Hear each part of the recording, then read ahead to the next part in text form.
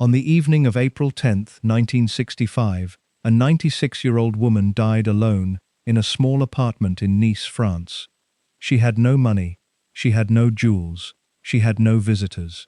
The woman who had once walked into the Café de Paris in Monaco and caused 5 European kings to abandon their dinner tables and descend on her simultaneously, Nicholas II of Russia, Edward VII of Britain, Wilhelm II of Germany, Leopold II of Belgium, and Alfonso VI of Spain, died in a room that cost her almost nothing, because almost nothing was all she had left. Her name was Carolina Otero. The world called her La Belle Otero, and for 25 years, she was the most dangerous woman in Europe.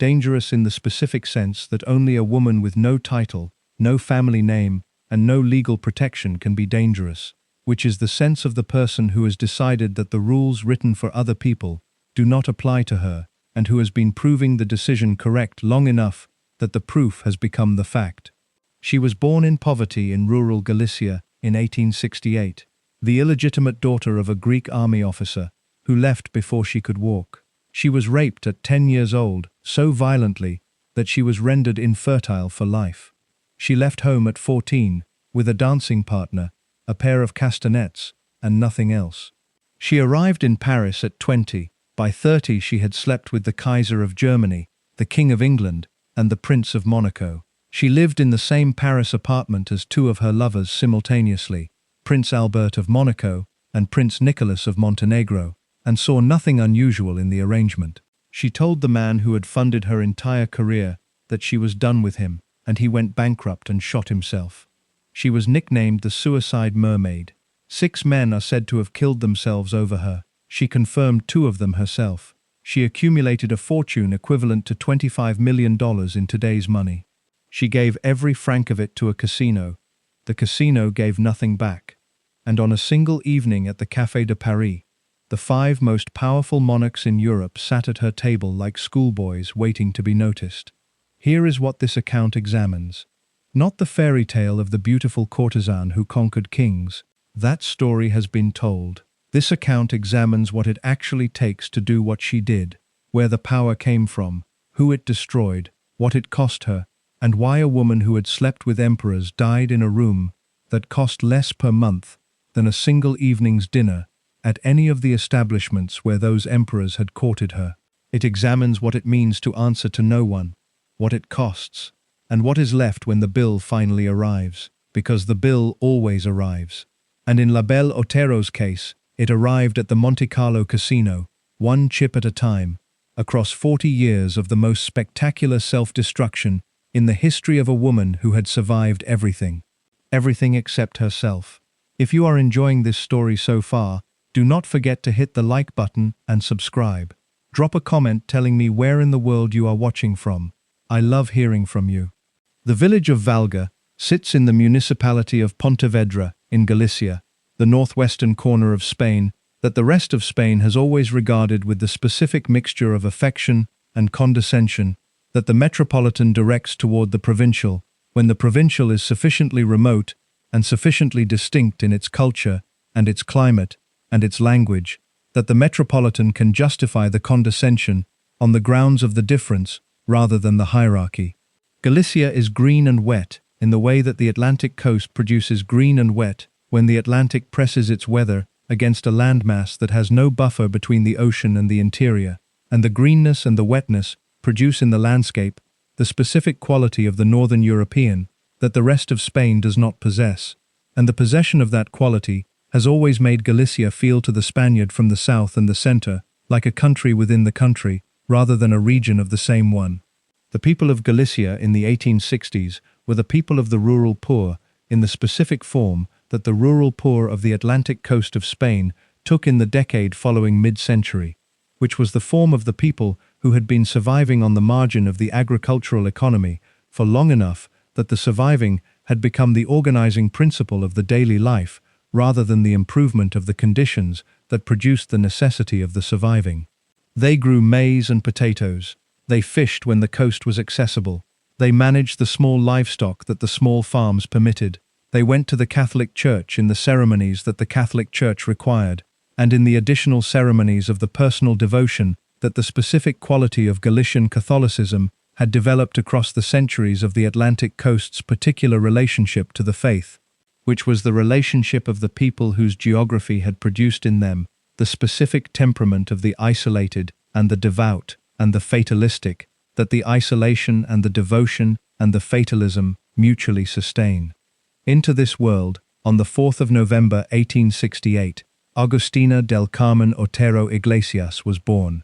The birth was the birth that the world has subsequently organized around the legend it eventually produced, and the legend's organization around the birth has produced the specific variety of the founding myth that attaches to the persons of extreme subsequent prominence, which is the founding myth of the origin, that the prominence required to be dramatic enough to be the origin of the thing the prominence produced. The dramatizations of La Belle Otero's birth have included the gypsy mother with the dark eyes and the Andalusian blood, which was the self-description that Otero herself promoted in the presentations of her biography that her career as a performer required, and the gypsy mother is the mother of the romance rather than the mother of the record. The mother of the record was Carmen Otero Iglesias, a Galician woman of no particular distinction beyond the distinction of having survived the specific conditions of the rural poor of the Pontevedra municipality with the children she produced, and without the consistent presence of the man who had produced them with her. Carmen Otero Iglesias had 7 children. The children had different fathers. The different fathers is the biographical detail that the accounts of Otero's origin have treated with the varying degrees of the judgment and the sympathy that the different assessments of the woman who produces 7 children with different fathers attracts in the period and the culture that the woman's life is being examined in.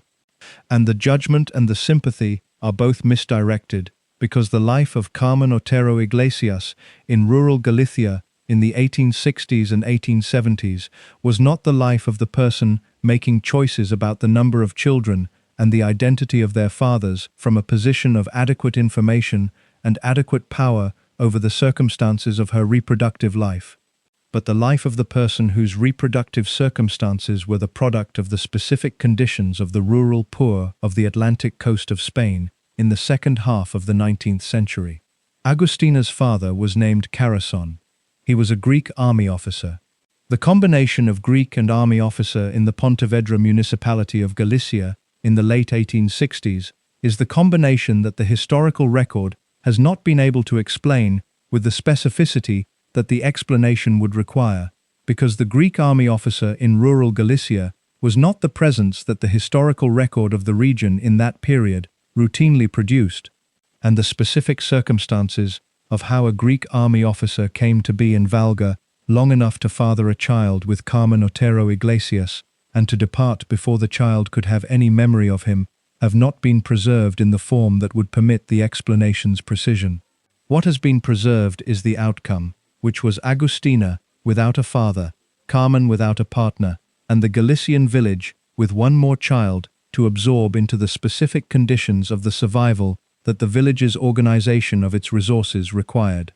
The family was poor in the specific way that the rural poor of Galicia were poor in 1868, which was the way of the insufficient rather than the catastrophic, the poverty of the people who have enough to survive most of the time and not enough to do anything beyond the surviving, and whose children's formation in the conditions of the insufficient teaches the children the specific lessons that the insufficient always teaches the children who grow up inside it, which are the lessons of the scarcity and the resourcefulness and the specific quality of the attention to opportunity that the person who has not had enough develops as the automatic response to the awareness that the enough is not the given, but the achieved. She was, by the accounts that the biographical record has assembled from the available sources about the childhood years, a child of notable physical presence from an early age. The dark eyes that would eventually become the specific physical feature most consistently cited in the descriptions of La Belle Otero's effect on the people who encountered her were the eyes of the child as well as the woman, and the accounts of her childhood describe the eyes in the terms that the specific quality of the very dark and very large eye produces in the person who observes it in a child, which is the quality of the precociously intense and the specifically alive that the dark eye's capacity for the expression of the internal experience produces in the observer who is paying attention. The eyes were the eyes she had from birth. They were not the product of the Belle Époque's specific beauty culture or the Folies Bergère's training in the performance of the captivating. They were the genetic inheritance of the Greek army officer who had not stayed to observe them. The house was insufficient for the number of people it contained. This was the standard condition of the household of the rural poor of Galicia in 1868, and the standard condition produced the standard outcome, which was the child sent to work in the households of the people whose households were sufficient, because the insufficient household has always sent its children to the sufficient ones, as the mechanism by which the insufficient manages the cost of the children it cannot fully maintain. Agustina was sent to Santiago de Compostela, the city whose cathedral and whose pilgrimage and whose institutional life made it the nearest available center of the specific variety of the urban that the rural poor of Galicia had access to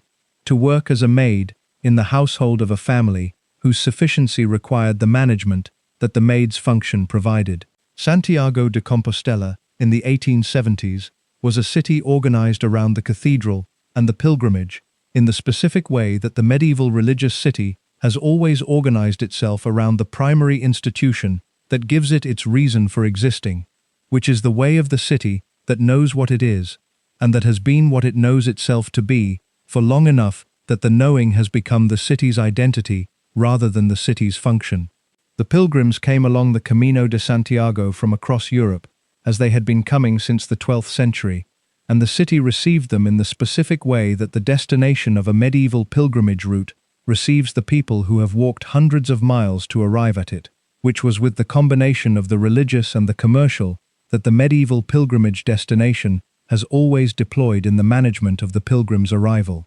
Agustina was in this city, in the household of the family whose identity the biographical record has not preserved in the form of the name, when she was approximately 10 years old. The biographical accounts of what happened to her in that household have been organized around the available sources' descriptions, which describe the event in the terms that the period's vocabulary of the event required, and that the subsequent accounts have translated into the more direct vocabulary that the contemporary description of the event applies. She was raped. The biographical accounts that have been most specific about the event's consequences have established that the violence of what was done to her was the violence that produced the specific medical consequence of the damage to the reproductive system, and the consequence was the infertility that the damage had produced and that remained with her for the rest of her life. She was 10 years old. She was in a household not her own. She was in a city she had been sent to from the village that had sent her, because the village had insufficient resources to maintain her. She had been placed in the specific condition of the vulnerability that the combination of the child's age and the servant's position, and the household's authority, and the distance from the family that would otherwise have provided the protection, creates in the people who are placed in it. And the vulnerability had produced the outcome that the specific condition always risks producing when the people whose proximity to the vulnerable person is the proximity of the person with the power to do what the vulnerability permits. The biographical record of what happened after the event is the record of the person who did not stay in the household of the family, whose identity the biographical record has not preserved. She left Santiago de Compostela. The leaving was the leaving that the event required, in the specific way that the child who has been violated in the household of the employer leaves the employer's household, because the household has become the place that the thing happened, rather than the place that the employment was providing, and the employment cannot continue in the place where the thing happened. She went back to Valga. She went back to the mother with the 7 children, and the different fathers, and the insufficient house, and the Galician village that the insufficient house was in.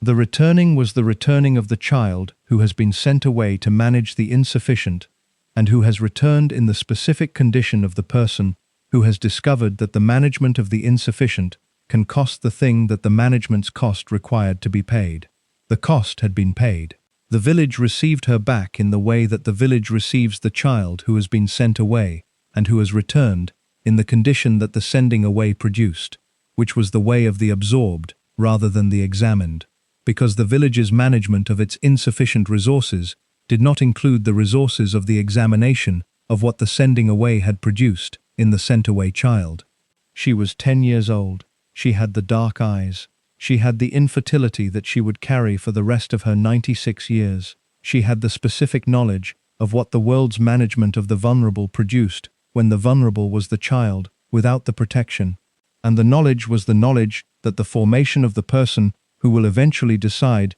that the vulnerability is the condition she will not maintain was being assembled from, in the specific form of the thing that teaches the person the lesson that no formal instruction provides, which is the lesson of what the world does with the person it has decided has no recourse. The lesson was assembled. The assembly was not yet complete. The assembly required the 4 years that followed the returning, the 4 years of Valga and the mother and the 7 siblings, and the insufficient house, and the Atlantic weather of Galicia, pressing its rain against the village. And the pressing of the rain against the village, pressing its formation against the person who was being formed inside the pressing, and who was being formed into the person who would eventually decide that the pressing was the thing she was leaving, rather than the thing she was staying inside. At 14 she left. She took a dancing partner named Paco. She took a pair of castanets. She went south to Lisbon. She did not go back. Lisbon, in the late 1880s, was a city in the specific condition of the southern European capital that has been declining from a previous prominence for long enough that the declining has become the condition rather than the event. And the condition produces in the city the specific atmosphere of the place that was once more important than it is now, and that knows this about itself, and that has organized its relationship to the knowing in the form of the melancholy that the Portuguese have named, and that the naming has made available as the specific emotional register of the culture that produced it. The fado was the sound of the melancholy. The city was the container of the sound, and into the container, at some point in the early 1880s, arrived a 14-year-old girl from Galicia with a dancing partner named Paco and a pair of castanets, and the specific quality of the person who has decided that the place she has come from is the place she is not going back to. Paco's surname has not been preserved in the biographical record in the form that the preservation requires. He was the dancing partner and the boyfriend and the person with whom Agustina had organized the leaving of Valga in the manner that 14-year-olds in the 19th century organized their leavings, which was the manner of the immediate rather than the planned, the departure that the conditions of the staying had made sufficiently urgent that the planning was the thing that the urgency could not wait for. They went to Lisbon because Lisbon was the nearest city that the south offered in the direction away from Galicia, and the direction away from Galicia was the direction that the departure required, rather than the direction that a specific destination had organized the departure toward. The performing began in Lisbon. The performing was the performing that the castanets and the fandango and the specific physical quality that Agustina had been developing since the childhood in Valga made available to the person who was performing them in the cafes and the small venues that Lisbon's entertainment world provided for the performers who arrived in the city in the condition of the arrived rather than the established. The cafes were the cafes of the specific tier of the entertainment economy that receives the performers who have not yet accumulated the reputation that the higher tier requires before the higher tier makes its stages available, and the performing in the cafes of Lisbon was the performing of someone who was building the reputation that the higher tier would eventually require by doing the work that the lower tier was making available. Paco does not appear in the biographical record after the early years. The relationship that had organized the departure from Valga dissolved in the manner that the relationships of 14-year-olds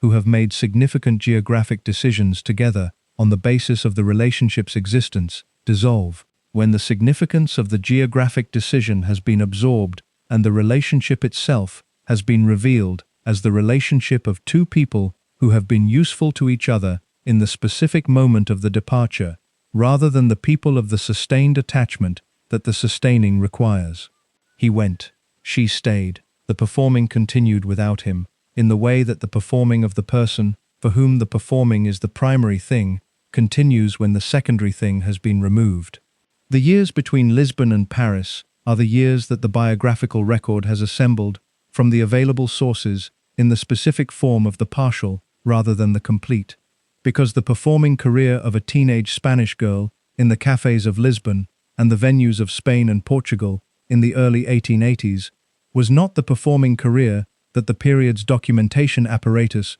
was organized around preserving, in the form that the documentation provides for the subsequently famous. What the available sources have preserved is the pattern rather than the chronology, which was the pattern of the person moving through the available venues and the available cities and the available opportunities, with the specific quality of the person who is not waiting for the opportunity to arrive, but who is moving toward it in the direction that the moving produces as the next available step. The moving produced Barcelona. The moving's production of Barcelona was the production of the specific step that the biographical record identifies as the step that converted the trajectory from the trajectory of the capable toward the trajectory of the exceptional, because Barcelona in the late 1880s was the city where Ernest Jurgens was, and Ernest Jurgens was the person who had the specific capacity to convert the capable into the exceptional in the specific form that the capable required to be converted.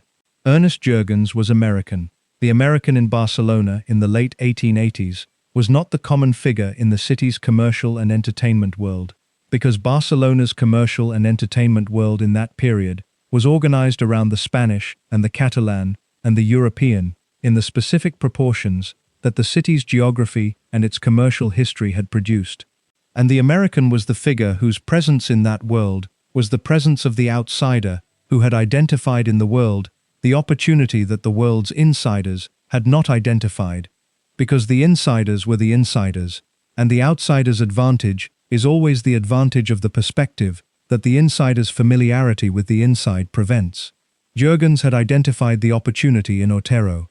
The identification was the identification of the person who understands the entertainment industry's specific mechanism, of the person whose raw material is sufficient for the development that the mechanism makes possible, and who has the resources to fund the development, and the judgment to understand what the development requires, and the contacts to place the developed person in the markets that the development has prepared her for. Jurgens had the resources and the judgment and the contacts, and the raw material that he had identified in the young Spanish dancer he had encountered in Barcelona was the raw material of the dark eyes, and the physical presence, and the dancing ability, and the specific quality of the person, who had been surviving the conditions of the insufficient since early childhood, and who had developed from the surviving the specific alertness and the specific adaptability that the surviving of the insufficient always develops in the people who survive it, rather than being destroyed by it. What the arrangement between Jurgens and Otero actually was, in the specific terms of the personal relationship that the professional arrangement contained, is the arrangement that the biographical record describes, in the vocabulary, that the period's available vocabulary for the relationship between a wealthy man who funds the development of a beautiful young woman who has no resources of her own, provides, which was the vocabulary of the patron and the protégé and the mistress and the manager and the various combinations of those categories that the specific relationship produced in the specific circumstances of the people involved. Jurgens was her patron, he was her manager, he was her lover, he was the person who moved with her from Barcelona to Marseille and from Marseille toward Paris, and who funded the process of the development that the trajectory toward Paris required.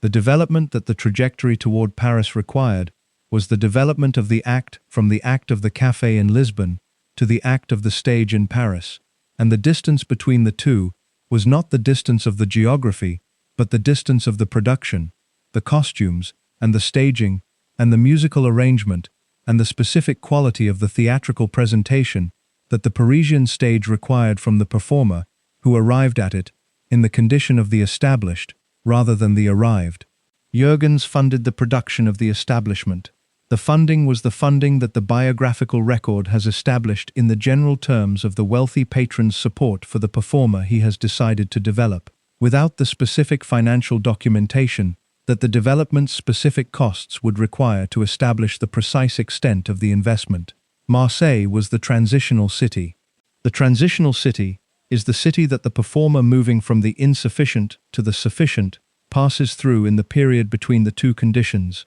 and Marseille's specific character as the transitional city was the character of the French port city that was close enough to Paris to be the French city and far enough from Paris to be the city where the performer could develop the act in the French context without the immediate pressure of the Parisian audience's specific expectations. The performing in Marseille was the performing of someone who was developing the act in the French context for the first time, in the venues that the French entertainment world provided for the performers who were not yet the performers of the Parisian stage, but who were moving toward the Parisian stage through the French cities that preceded the capital. The developing act included the fandango. The fandango was the Spanish dance that the performing career's Galician and Lisbon origins had produced in the form of the specifically Spanish, that the French audience's appetite for the specifically Spanish made available as the particular offering that the Spanish performer could provide to the French entertainment market.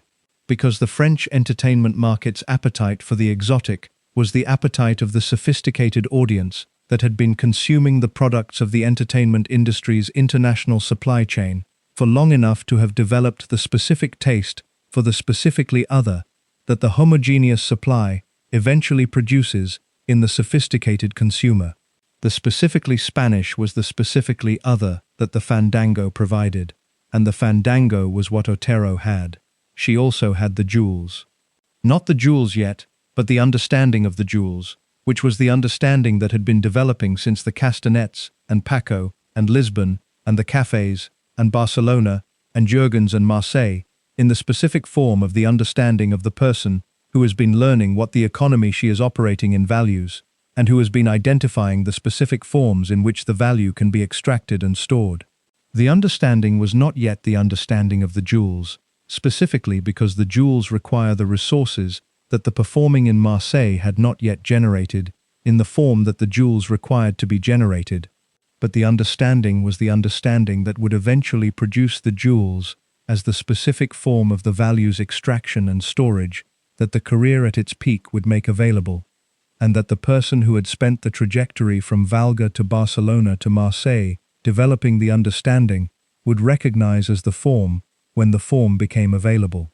Paris required the name. The name Agustina del Carmen Otero Iglesias was not the name of the performer of the Parisian stage, because the Parisian stage's naming conventions for the performers who appeared on it were the naming conventions of the stage name rather than the birth name, and the stage name was the name that the performer's act and the performer's image and the performer's specific offering to the Parisian audience required to be the name that the offering's marketing identified it with. The name Carolina Otero was the name that the transition from the birth name produced, and the French description, La Belle, the beautiful, was the addition that the Parisian context attached to the name that had arrived from the Spanish context in the form that the Spanish context had produced. La Belle Otero was the name of the Parisian invention. The Parisian invention was built on the Galician raw material, the dark eyes and the fandango, and the specific quality of the person who had been surviving since Valga, and it was built in the specific context of Paris in 1889, the year of the Exposition Universelle, and the Eiffel Tower, and the specific moment in the life of the city that the subsequent decades would identify as the beginning of the Belle Époque.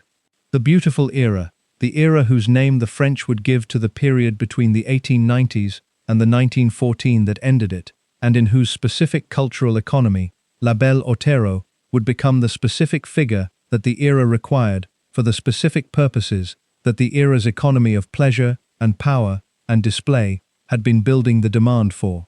The Folies Bergère received her. The Folies Bergère, in 1889, was the specific venue of the Parisian entertainment world that occupied the particular position of the establishment that was simultaneously respectable enough to receive the respectable and disreputable enough to provide the respectably disreputable with the entertainments that the respectable world required to be obtained at a specific distance from itself. The performers who performed at the Folies Bergère were the performers of the tier that preceded the tier of the internationally famous, which was the tier from which the internationally famous emerged when the Folies Bergère's audience had decided that the performer had accumulated the reputation that the international fame required as its foundation.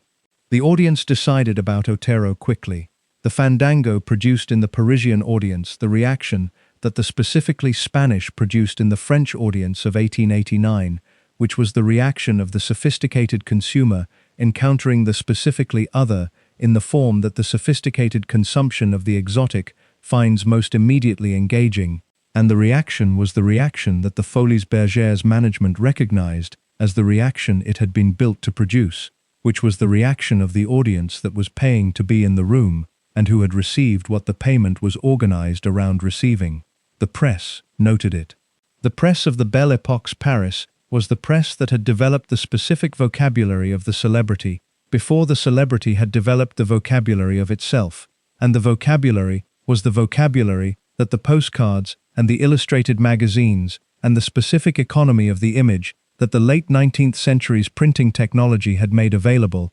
applied to the people whose images the economy had decided were the images worth producing and distributing. La Belle Otero's image was produced and distributed. The image of the dark eyes and the stage costume and the fandango's specific physical expression was the image that the economy of the Belle Époque's celebrity produced in the form of the postcard and the illustrated magazine, and the specific variety of the circulation that the image requires when the image is the image of the person the economy has decided is worth circulating. She was 20 years old when she arrived in Paris. She was the most talked about performer in the city within months of the arrival. The months were the months that the Jurgens investment and the Marseille development and the Lisbon trajectory and the Santiago de Compostela formation and the Valga beginning had been building toward, and the building had produced the person who arrived at the Folies Bergères in 1889 in the condition of the ready rather than the arrived, because the ready was what the trajectory had been building toward, and the arrived was the condition of the person who has finally reached the place where the trajectory was pointing. She was ready. The Folies Bergères was ready. Paris was ready. The princes and the kaisers and the kings were not yet ready, because they did not yet know she existed. They would find out. The grande horizontale was not the euphemism that the period's polite society deployed to avoid the word that the impolite society used. It was the specific category that the Belle Époque's social economy had developed to describe the woman who occupied the specific position at the intersection of the entertainment world and the aristocratic world that the intersection produced, and the category required its own name because the category was genuinely distinct from the categories that the existing vocabulary had developed to describe the women of the period's social world, which were the categories of the wife and the actress and the mistress and the prostitute and the dancer, and the grande horizontale was all of those things in varying proportions and none of them completely, and the incompleteness of any single description required the category to be named as the thing it was, rather than as the approximation of the things it resembled. What the grande horizontale was, assembled from the accounts of the period that the biographers and the cultural historians have examined, was the woman of the Belle Époque who had identified the specific mechanism by which the social economy of the period made the crossing of the class boundary available to the person who was not born into the class, and who was willing to deploy the specific assets that the crossing required. The specific assets were the beauty and the wit and the specific quality of the social performance that the sophisticated man of the aristocratic world found in the grande horizontale, what his own class's social world could not provide, which was the combination of the desirable and the uninhibited that the social conventions of the aristocratic marriage had always made unavailable in the aristocratic wife. The aristocratic wife was the desirable managed into the respectable by the conventions of the class, and the conventions had been managing the desirable in that direction for long enough that the managing had been thorough. The grande horizontale was the desirable without the managing, and the without the managing was the specific thing that the aristocratic man of the period paid for in the specific currencies that the social economy of the Belle Époque made available for the payment. The currencies were the jewels and the apartments and the carriages and the dinners and the champagne and the flowers and the specific variety of the material provision that the wealthy man who is not providing for a wife provides for the woman he is providing for instead. And the provision was the provision that the grande horizontale's specific position in the social economy organized her career around accumulating. The accumulation was the career. The career was the mechanism by which the woman who had been born without the assets that the aristocratic class's social world required its members to possess, converted the assets she had been born with, which were the beauty and the wit and the specific quality of the social performance,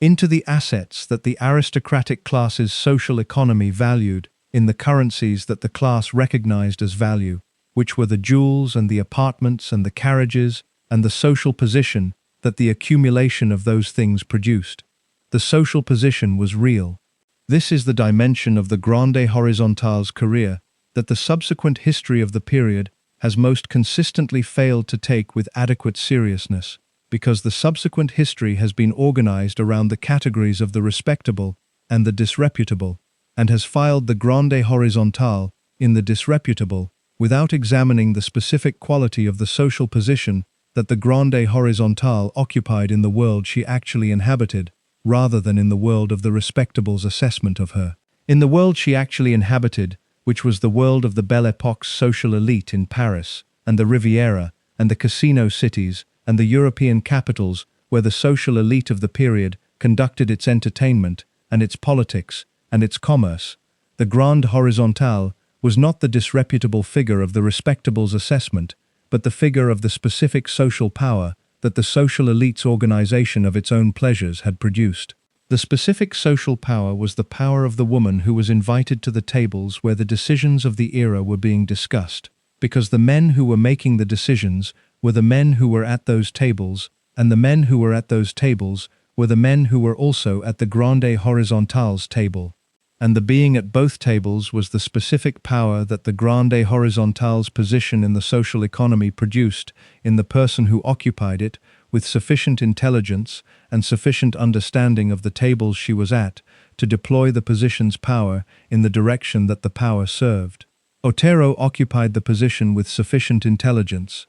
The intelligence was the intelligence of the person who had been reading rooms since she was old enough to understand that reading rooms was the survival skill that her specific conditions required, from the insufficient house in Valga, to the household in Santiago de Compostela, to the cafes in Lisbon, to the venues in Marseille, to the Folies Bergère in Paris. And the reading that all those rooms had produced in her was the reading of someone who understood the specific economy of the specific room she was in, and who was deploying her understanding in the direction of the economy's available returns.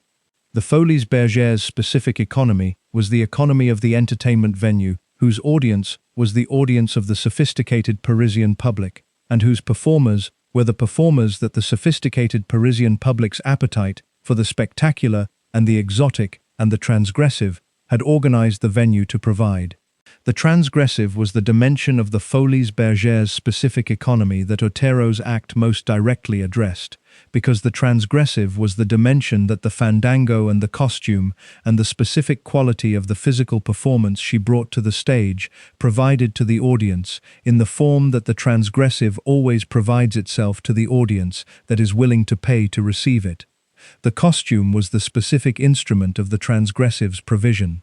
The accounts of Otero's most famous costume at the Folies Bergère have described it in the terms that the accounts of the period's entertainment culture preserved in the vocabulary that the period deployed for the description of the transgressive, that the vocabulary was organized around managing, which was the vocabulary that established the specificity of the transgression without reproducing it in the form that the reproduction would have required. The specific detail that the accounts have preserved is the detail of the jewels, which were the real jewels that Otero had accumulated from the early patronage, and that the costume deployed in the form of the precious stones adhered directly to the specific physical features of the performer's body, that the adhesion of precious stones to those features communicated to the audience the specific message that the communication was organized around delivering. The message was the message of the body as the surface on which the value was displayed, rather than the body as the entity that the value was covering.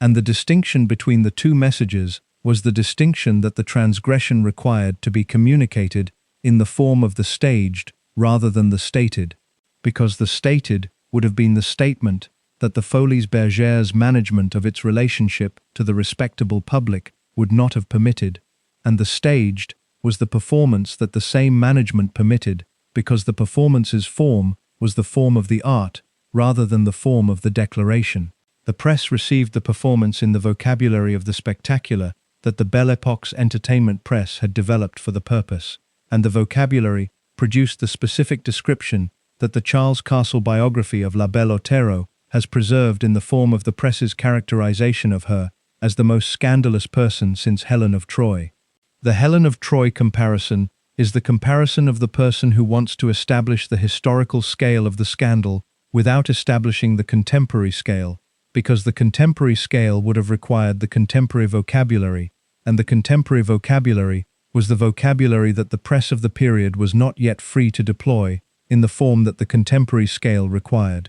Helen of Troy was the form that the scale was available to take. The rival courtesans were the specific dimension of the grande horizontale's social economy that the Folies Bergères context produced in the form of the competition that the economy of desire generates when the supply of the desirable has been organized into the specific category of the grande horizontale, and the demand for the desirable is the demand of the wealthiest and the most powerful men in Europe. The competition was the competition of the market, and the market's specific competitors were the three women whom the Belle Époque social economy had produced at its summit, which were Otero, and Liane de Pougy, and Cléo de Merode, and the three were the three who occupied the specific position of the grande horizontale's highest tier, in the specific way that any market produces its tier structure when the demand is sufficient to sustain the tier's differentiation. Liane de Pougy was French, and the Frenchness was the specific quality that her social economy deployed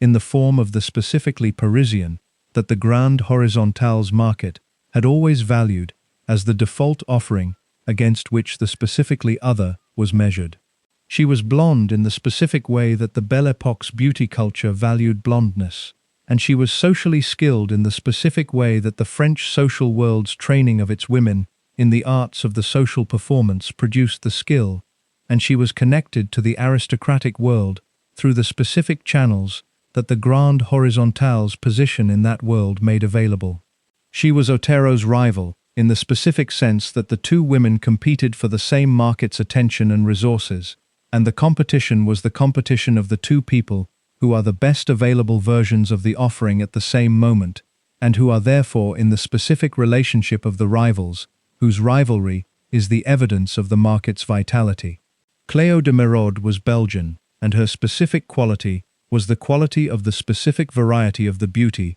that her period identified as the classical, the beauty organized around the symmetry and the proportion that the artistic tradition of the academic established as the standard against which the beautiful was measured. She was a dancer with the Paris Opera Ballet, and the Opera Ballet's specific institutional context gave her the social position of the legitimate performing artist within which the grande horizontale's additional dimension was contained, which was the containment that gave her the specific variety of the respectable that the other two did not possess in the same form.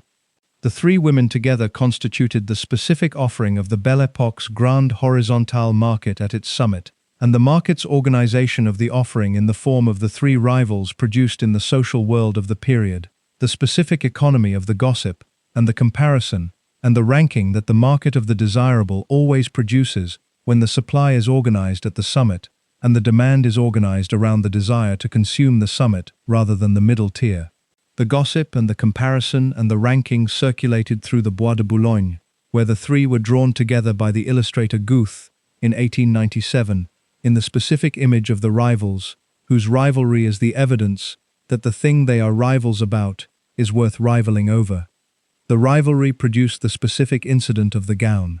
The incident of the gown has been described in the accounts of Otero's rivalry with Liane de Pougy in the terms that the Belle Époque's social gossip preserved in the vocabulary of the competitive display that the grande horizontale's social economy organized around the occasion of the public appearance. The specific occasion was a formal dinner at which both women were to appear, and Otero's awareness that the dinner was the occasion of the public appearance that the rival's social economy required to be the occasion of the display produced in her, the specific strategic decision that the display required, which was the decision about what the display was going to be, and how the display was going to establish the hierarchy that the display was organized around establishing. She wore all of her jewels, every piece, the entire accumulated weight of the precious stones that the patrons had provided, and that she had extracted from the patrons, and that she had stored in the form of the value that the precious stone provides to the person who holds it, rather than the person who provided it. She wore them all at once, on the body that the Folies Bergères costume had established as the surface on which the value was displayed, and the wearing of all of them at once was the display whose statement was the statement of the magnitude of the accumulation, and the magnitude of the accumulation was the statement of the position in the hierarchy that the accumulation's magnitude established. Liane de Pougy arrived at the same dinner wearing none of her jewels. The not wearing was the specific strategic decision of the rival who had received the information about what the first rival's strategy was going to be, and who had assessed the information's implications for her own strategy with sufficient speed and sufficient intelligence to produce the counter-strategy in the time between the receiving of the information and the arrival at the occasion. The counter-strategy was the nakedness of the jewels, the appearance at the occasion of the rival's display of the accumulated magnitude in the form of the person who did not need to display, because the not displaying was the display of the person who was sufficient without the display. She was followed by her maid, who carried every piece of Liane's jewelry on a velvet cushion.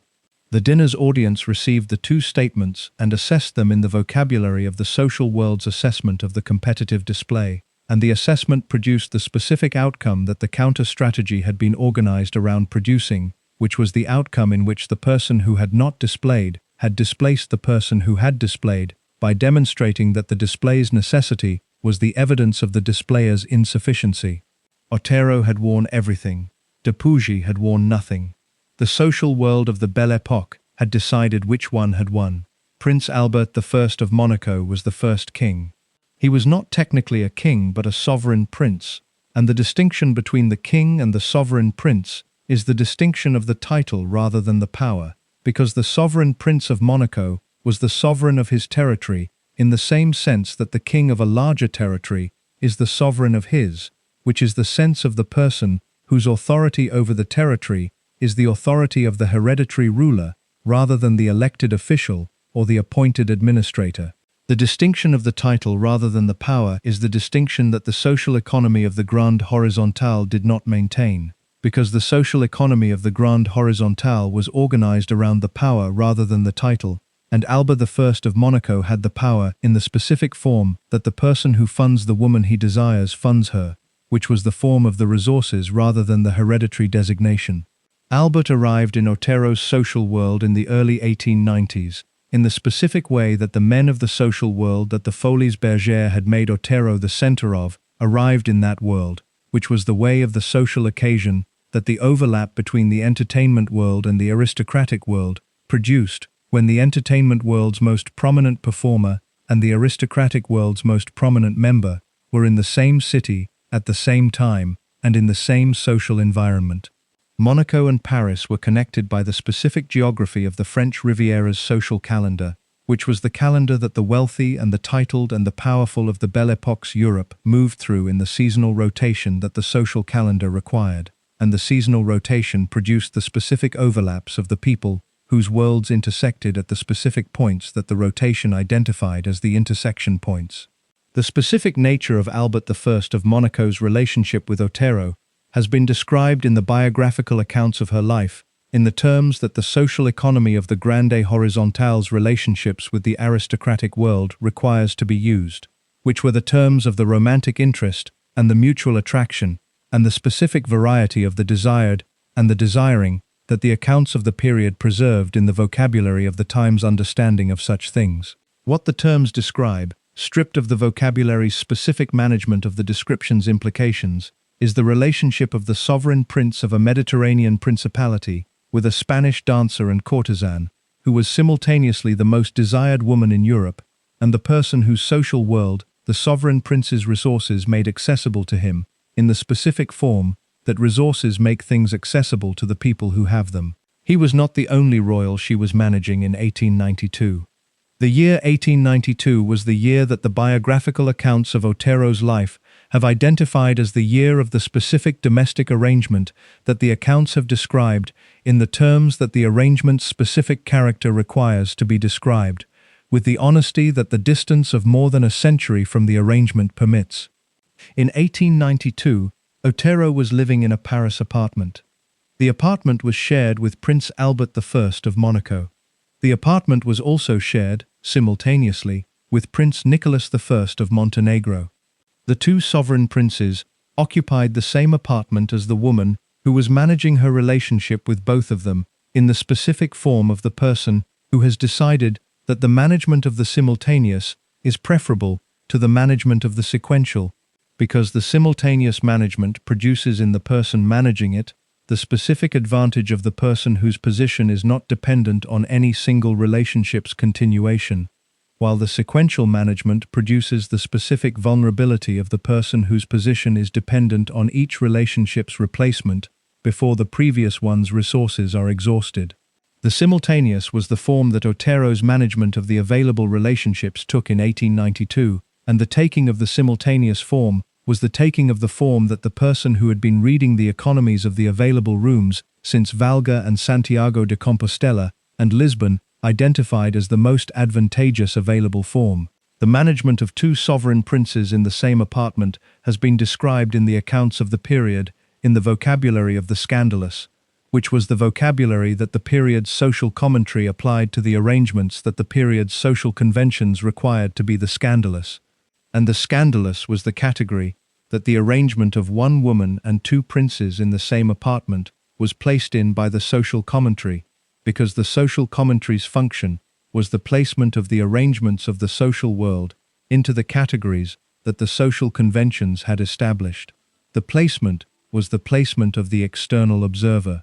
The internal logic of the arrangement was the logic of the person whose position the arrangement served. Nicholas I of Montenegro was the sovereign prince of a small Balkan state, whose specific position in the European geopolitics of the 1890s was the position of the small state that has organized its survival around the specific mechanism of the personal relationship with the larger states. And the personal relationship with the larger states was the mechanism that the sovereign of Montenegro deployed in every available context, including the context of the Paris apartment that was simultaneously the residence of the sovereign prince of Monaco. The cohabitation was not the cohabitation of rivals in the ordinary sense of the word, because the ordinary sense of the word requires the rivals to be competing for the exclusive possession of the thing they are both desiring, and the exclusive possession was precisely the form that Otero's management of the arrangement was organized around not providing to either party.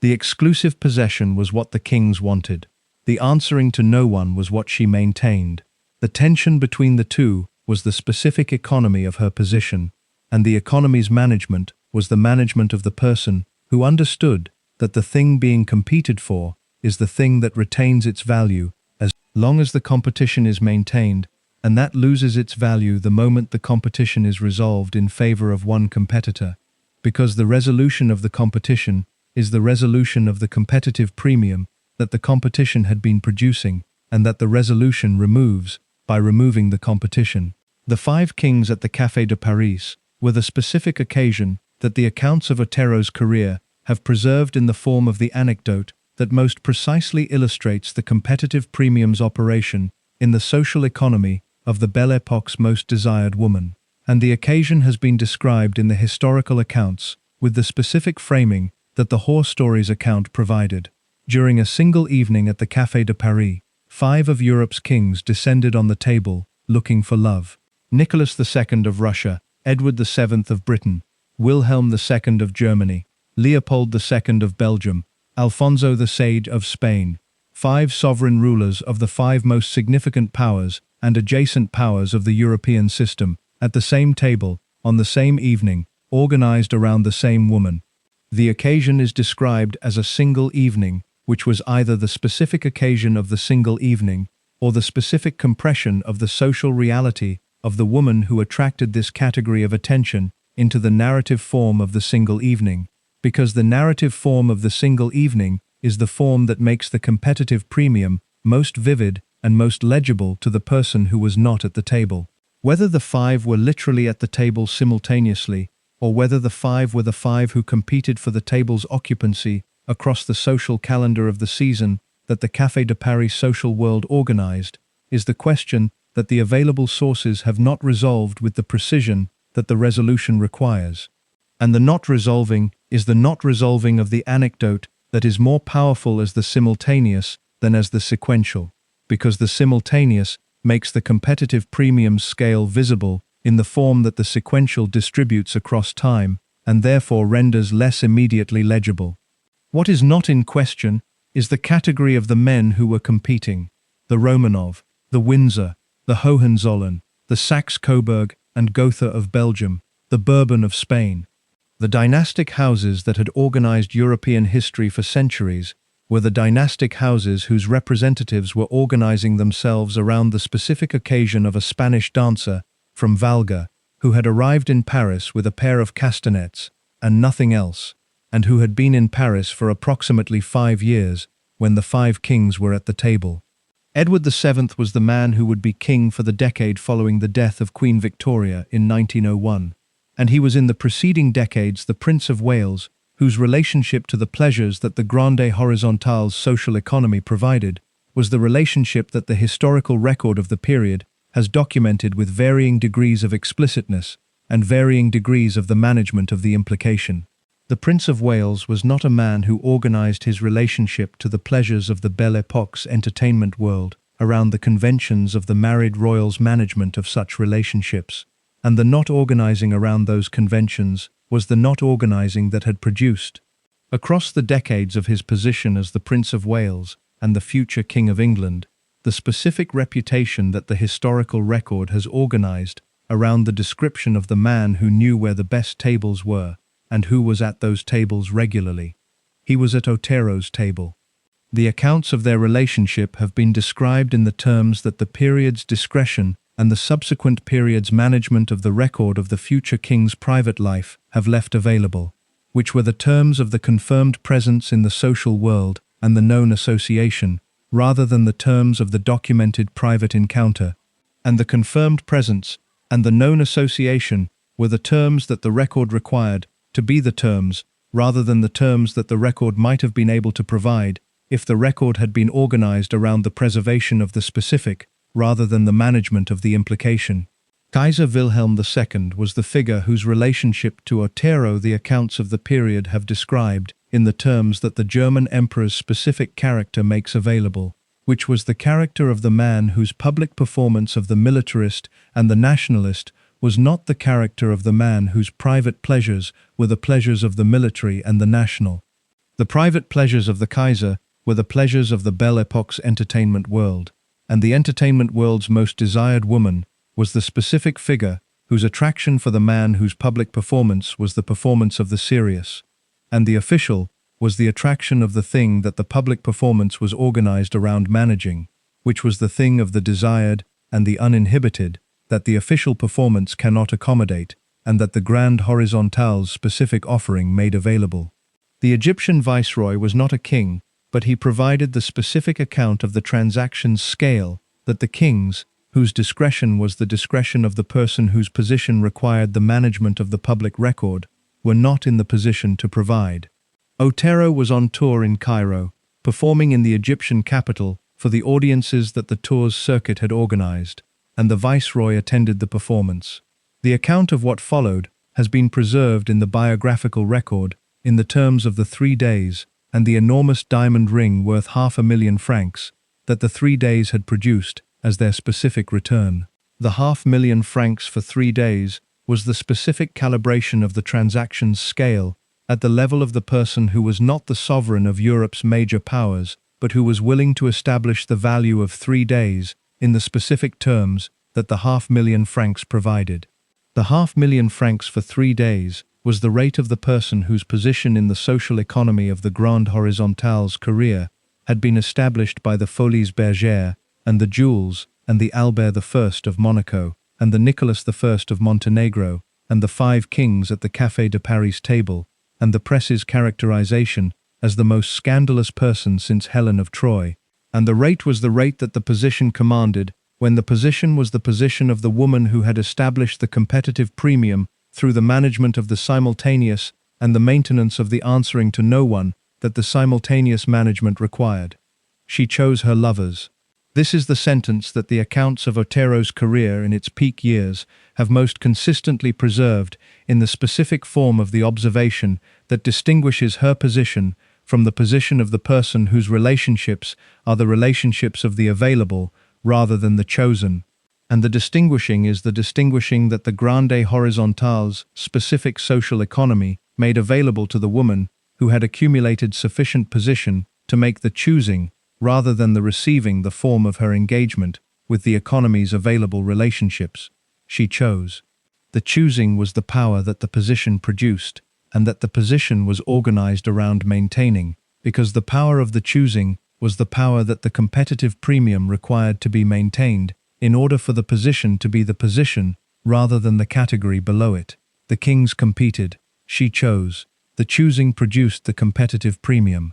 The competitive premium produced the jewels. The jewels were the value extracted from the competition and stored in the form that the value required to be stored, when the value was the value of the woman whose position in the social economy of the Belle Époque had made her the most sought-after woman in Europe. She was not yet 30 years old. The career was not yet at its peak. The peak required the accumulation of the position that the early years had been building toward, and the building was the building that the following years would complete in the form of the summit, that the summit's summit requires to be reached, which is the reaching of the moment at which the competition's premium is at its maximum, and the choosing is at its most complete, and the jewels are at their most numerous, and the answering to no one is at its most absolute. She was approaching the summit was approaching her. The meeting of the two produced the specific decade of the career that the following parts of this account examine in the terms that the examination requires. Ernest Jurgens went bankrupt and shot himself. The sentence is the sentence of the biographical record in its most compressed available form, and the compression is the compression that the biographical record applies when the record's function is the documentation of the outcome rather than the examination of what produced it. The examination of what produced it requires the examination of the specific mechanism by which the person who had funded the beginning of a career finds himself, at the end of the funding's period, in the condition of the person who has spent what he had and who has found, when the spending is complete, that the spending has not produced the thing it was organized around producing, which was the specific form of the reciprocity that the funding was implicitly understood to be purchasing, and that the funded person had decided was not the thing the funding entitled the funder to receive.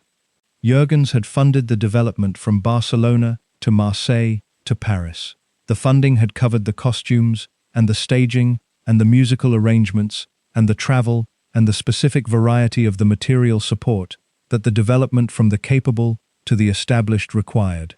The funding had covered it in the form of the patron's provision of the resources without the patron's explicit statement of the price, because the explicit statement of the price was the statement that the relationship between the patron and the patronized in the social economy of the Belle Époque's entertainment world did not require to be made explicit, because the implicit understanding of what the patronage's price was the understanding that both parties brought to the arrangement from their knowledge of how the arrangement worked in the specific context of the Belle Époque's entertainment world's economy of the patron and the performer. The implicit understanding was the understanding that the funding produced the relationship that the funding was organized around producing, which was the relationship of the patron's access to the person he was funding in the specific form that the access took when the person was the woman whose development the patron was financing and whose availability was the specific thing that the financing was implicitly understood to be purchasing.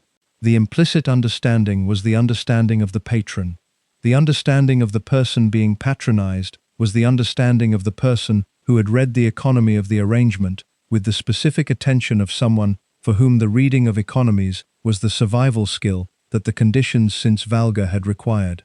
Otero had read the economy of the Jurgens arrangement. The reading had produced the specific understanding of what the arrangement's terms were, and what the arrangement's terms permitted, and what the arrangement's terms required, and at what point the arrangement's terms had been satisfied in the form that the satisfaction permitted the arrangement's conclusion.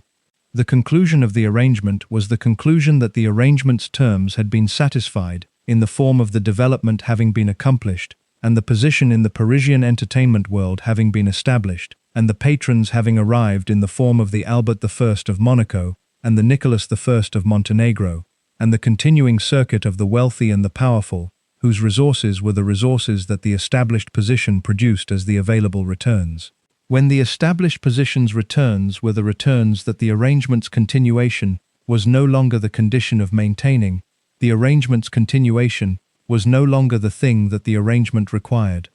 Jurgens had funded the development. The development had been accomplished. The accomplished development had produced the position had produced the returns. The returns were now the returns that the position produced, rather than the returns that the arrangement with Jurgens produced, and the arrangement with Jurgens was therefore the arrangement that the position's returns had made unnecessary, in the specific sense of the thing that the person no longer needs, when the thing has served the purpose that the person was maintaining the thing for. She left him. The leaving was the leaving that the arrangement's conclusion required, in the specific form of the person who has decided that the arrangement is concluded and who communicates the conclusion in the form available to her, which was the form of the departure rather than the negotiation, because the negotiation was the form available to the person whose position in the arrangement's economy was the position of the party who had the thing the other party wanted, and whose having of the thing gave her the position of the negotiating party, and Otero's position in the arrangement's economy was not that position. Her position was the position of the party whose resources the other party had been providing, and the departure from the providing was the form available to the person in her position, which was the departure. He went bankrupt. The bankruptcy was the bankruptcy that the providing had produced, when the providing's continuation had consumed the resources that the providing required, and the resources had been consumed to the point of the insufficient, that the bankruptcy designates as the legal acknowledgement of the insufficient. The providing had been the providing of the person who had identified in Otero the asset whose development would produce the return that the development's cost was being incurred in anticipation of, and the return had been the return that the development had produced in the form of the established position, and the Albert I of Monaco, and the Café de Paris, and the jewels and the competitive premium, and the return had been collected by the person who had made the investment, by receiving the position and the jewels and the competitive premium, and the person who had made the investment was not the person who had collected the return, and the person who had made the investment and had not collected the return had spent the resources that the uncollected return had left uncollected.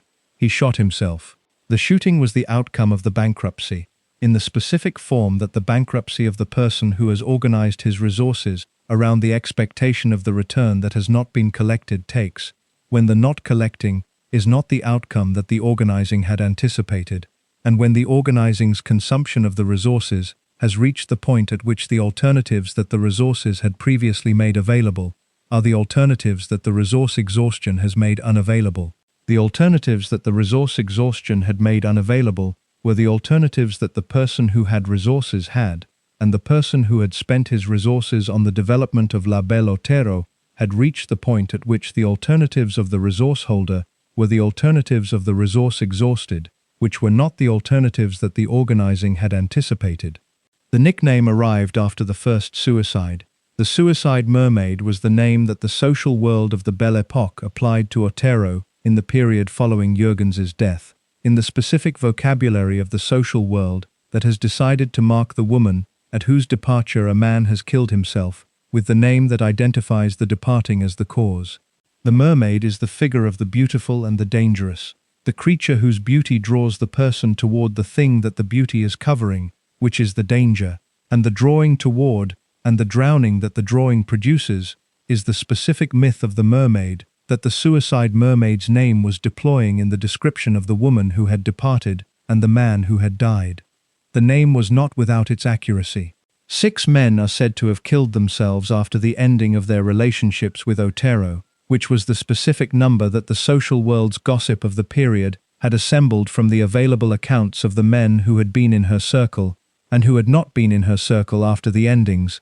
and who had been found in the condition of the not living after the not being in her circle. The 6 is the number that the accounts have consistently cited, and that the accounts have consistently noted has not been substantiated in the form that the substantiation requires, because the substantiation of the suicide's cause is the substantiation that the suicide's nature as a private act in the person's most private moment makes unavailable to the documentary record in the form that the documentary record requires. What the documentary record has substantiated is two men fought a duel over La Belle Otero, which is the specific form of the violence that the social world of the Belle Époque organized for the resolution of the conflicts that the competition for the grande horizontale's attention produced in the men whose competition had reached the point of the unresolvable by the social world's normal mechanisms of the status hierarchy and the public display. The duel was the mechanism that the status hierarchy's failure to resolve the competition produced, and the duel's occurrence was the substantiated evidence of the competition's intensity and the competition's inability to be resolved by the mechanisms that the status hierarchy had otherwise made available. The pattern of the destroyed men was the pattern that the accounts of the grande horizontale at the summit of the social economy produce, when the summit's specific conditions are the conditions that produce the pattern, which were the conditions of the woman whose position in the social economy was the position of the person who had accumulated the competitive premium, to the point at which the premium's maintenance required the continuation of the conditions that had produced the premium, and the conditions that had produced the premium were the conditions of the choosing and the not committing and the answering to no one, and the sequential or simultaneous management of the available relationships rather than the commitment to the single relationship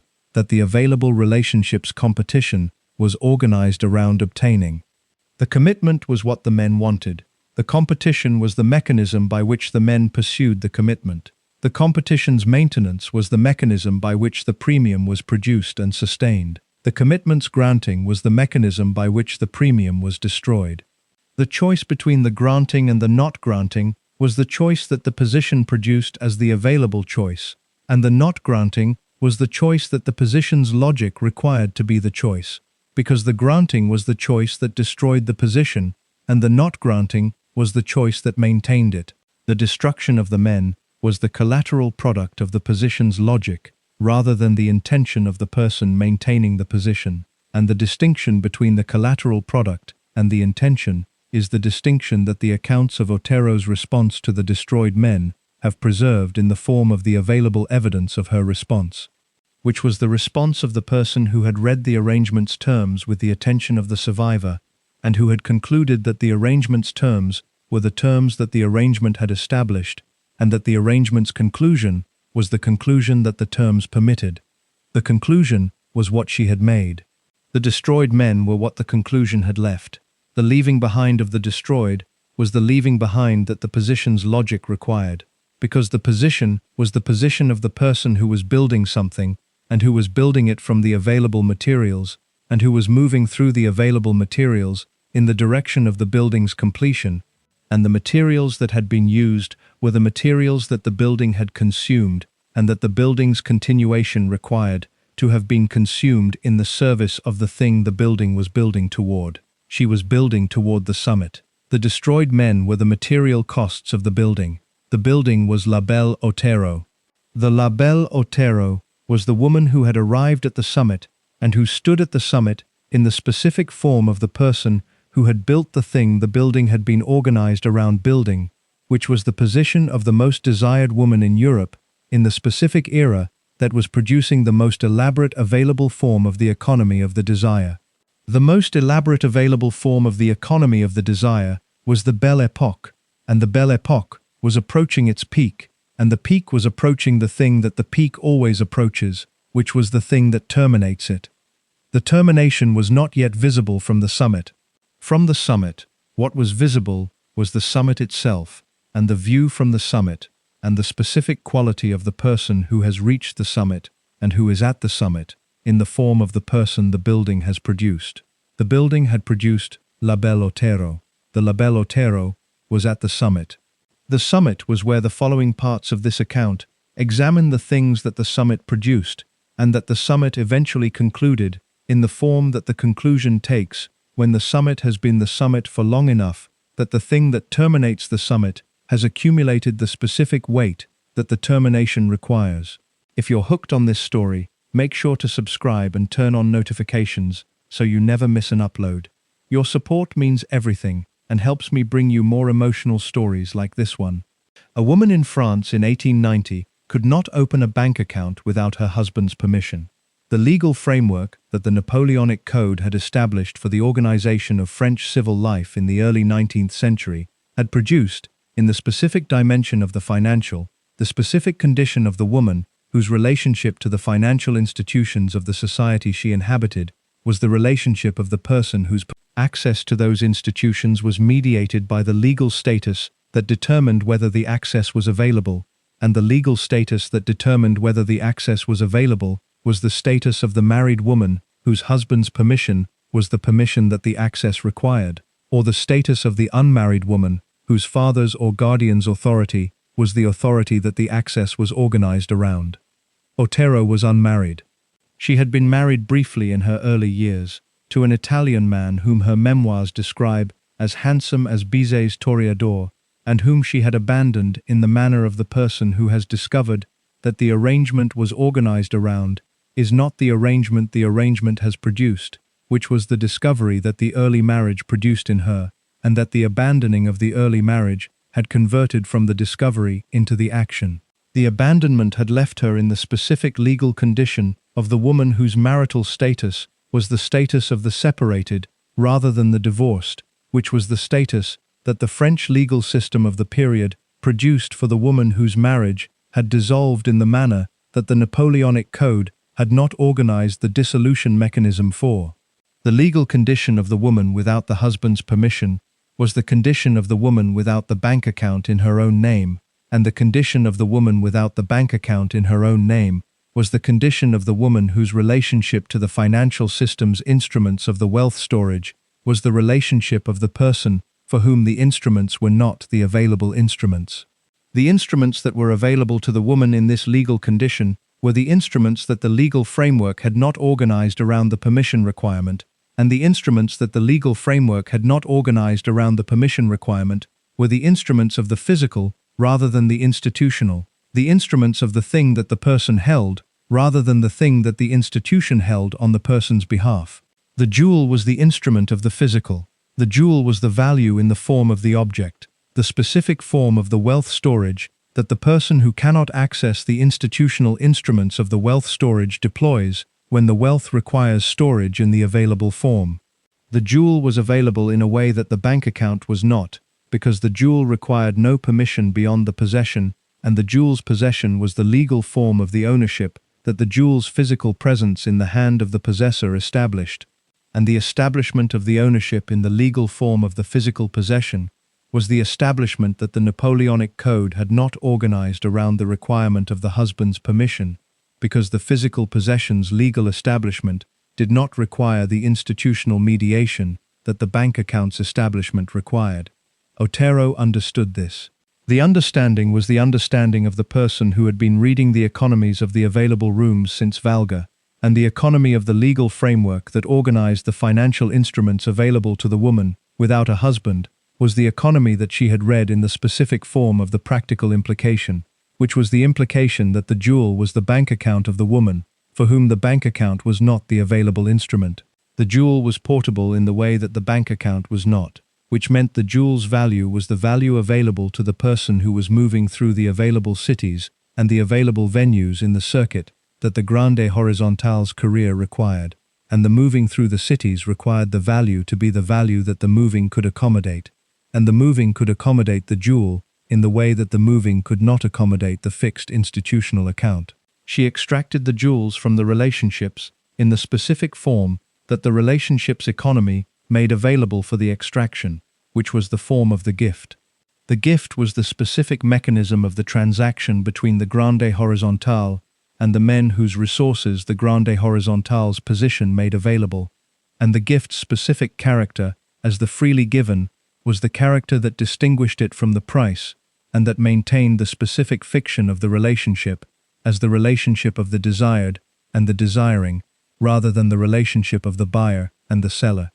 The maintenance of the fiction was the maintenance that the social economy of the Belle Époque required for the grande horizontale's position to be the position, rather than the category, that the fiction's absence would have produced, because the fiction's absence would have produced the characterization of the transaction in the vocabulary of the commercial rather than the vocabulary of the romantic, and the vocabulary of the commercial was the vocabulary that reduced the position to the category below it. The gift was therefore the gift that was also the price, maintained in the form of the gift by the fiction that the social economy required to be maintained, and received in the form of the gift by the person who understood the fiction and who was extracting the value from the fiction in the specific form that the fiction's maintenance permitted. The value extracted from the fiction was the jewel, and the jewel was the value in the form of the instrument that the person extracting it could hold without the institutional permission that the bank account required, and the holding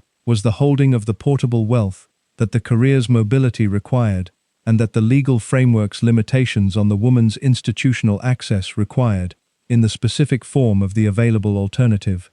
Alfonso VI of Spain was the source of the emeralds. The King of Spain and Otero's relationship produced the specific contribution to the collection that the emeralds represented, and the emeralds were the emeralds of the Spanish royal tradition's specific relationship to the Colombian gemstone, whose production the Spanish colonial enterprise in South America had organized across the centuries of the colonial period, and that the Spanish royal families accumulated access to the best of the Colombian production had deposited in the Spanish royal treasury, in the form of the emeralds, whose quality was the quality of the best available stones in the world's most significant producing region. The emeralds that Alfonso VI contributed to Otero's collection were the contribution of the man whose access to the quality of the available emerald was the access of the person who controlled the institutional relationship to the production that the best emeralds came from.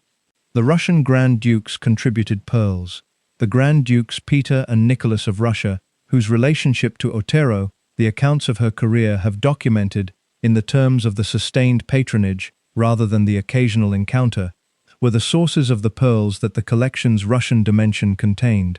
and the pearls were the pearls of the Russian tradition's specific relationship to the jewel that the Russian aristocratic culture of the period valued as the specific statement of the wealth and the taste that the pearl's specific quality as the organic and the lustrous provided in the vocabulary of the jewel's social meaning. The Grand Dukes were generous in the manner of the men who had been formed in the culture of the Russian aristocracy's specific relationship to the expression of the desire through the material provision, which was the culture that had made the Fabergé egg the specific instrument of the desire's expression in the most elaborate available form, and that applied the same specific culture of the elaborate material expression to the provision of the Grand Duke's position in La Belle Otero's social world. The collection that these and the other relationships produced across the 2 decades of the career's peak was the collection whose specific contents the biographical accounts have described in the terms of the magnificent,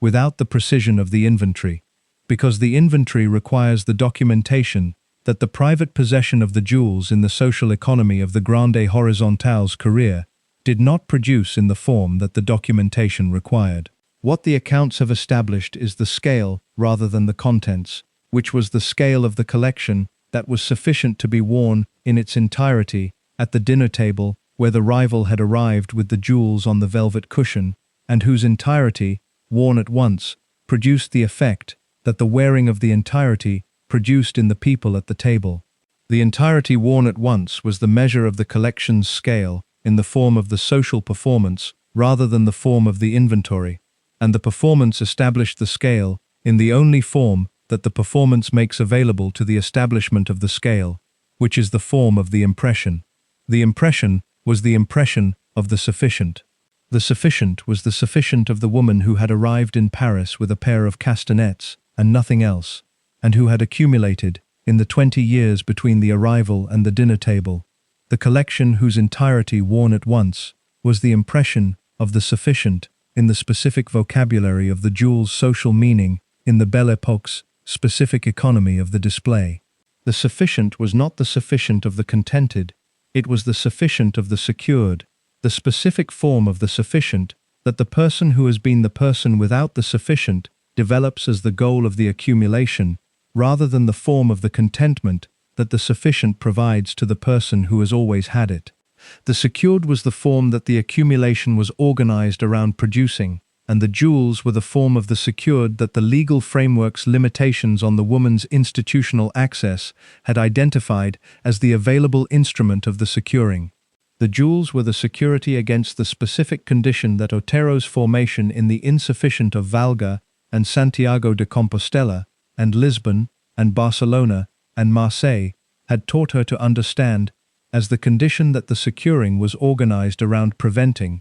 which was the condition of the insufficient and the precarious and the dependent on the arrangement's continuation, that the insufficient and the precarious produce in the person who has been in them, and who has decided that the securing against their return is the organizing principle of the accumulation. The organizing principle of the accumulation produced the collection. The collection produced the security. The security produced the freedom from the dependency that the insufficient had always required, which was the freedom from the dependency that the specific quality of the answering to no one was organized around maintaining in the social economy of the relationships that produced the jewels. The jewels were therefore the material form of the answering to no one, the specific instrument by which the abstract quality of the independence was converted into the specific form of the portable wealth that the independence required to be real rather than merely claimed. The jewels were real, the collection was real,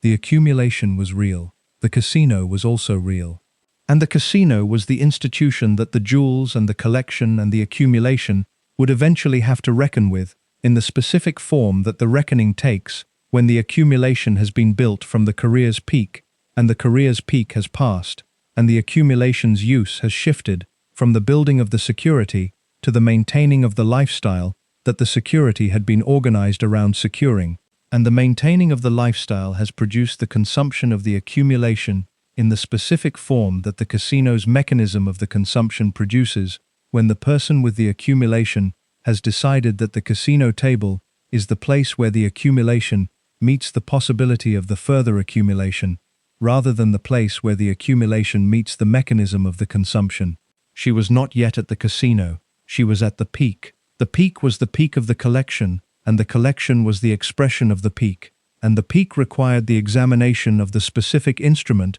through which the peak expressed itself in the built environment of the era, rather than merely in the social world's economy of the display. The built environment's expression of the peak was the Carlton Hotel in Cannes, completed in 1912, whose twin cupolas the architect Charles Dalmas had modeled on the body that the jewels had been adhered to in the Folies Bergère's most famous costume,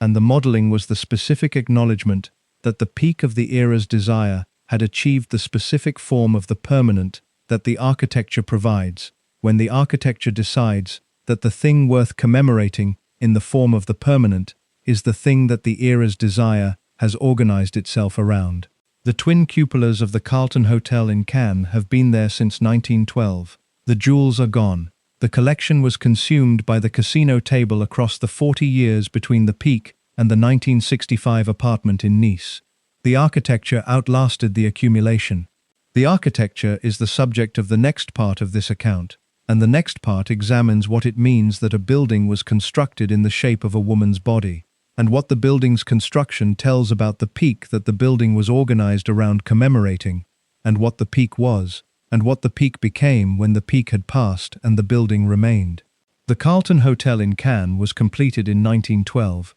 and the twin cupolas that crown its seafront facade have been visible from the Croisette since the year of their completion,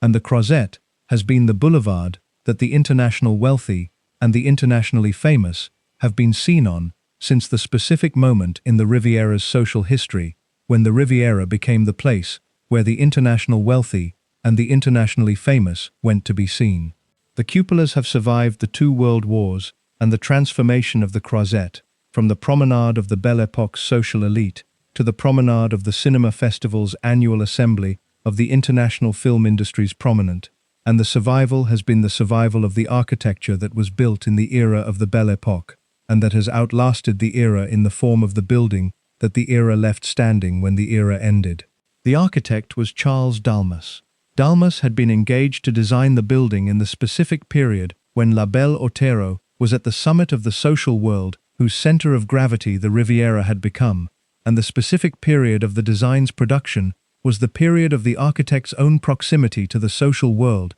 that produced the cultural figures whose presence in the social world produced the specific atmosphere of the era's cultural economy. The accounts of the Carlton Hotel's architectural history have described Dalmas's relationship to Otero in the terms that the accounts preserve when the accounts are describing the specific quality of the obsession that the most desired woman of an era produces in the person who is working in the medium of the permanent rather than the medium of the temporary, which is the quality of the person who has decided that the medium of the permanent is the medium in which the thing that the temporary has produced in him will be expressed in the form that the permanent makes available.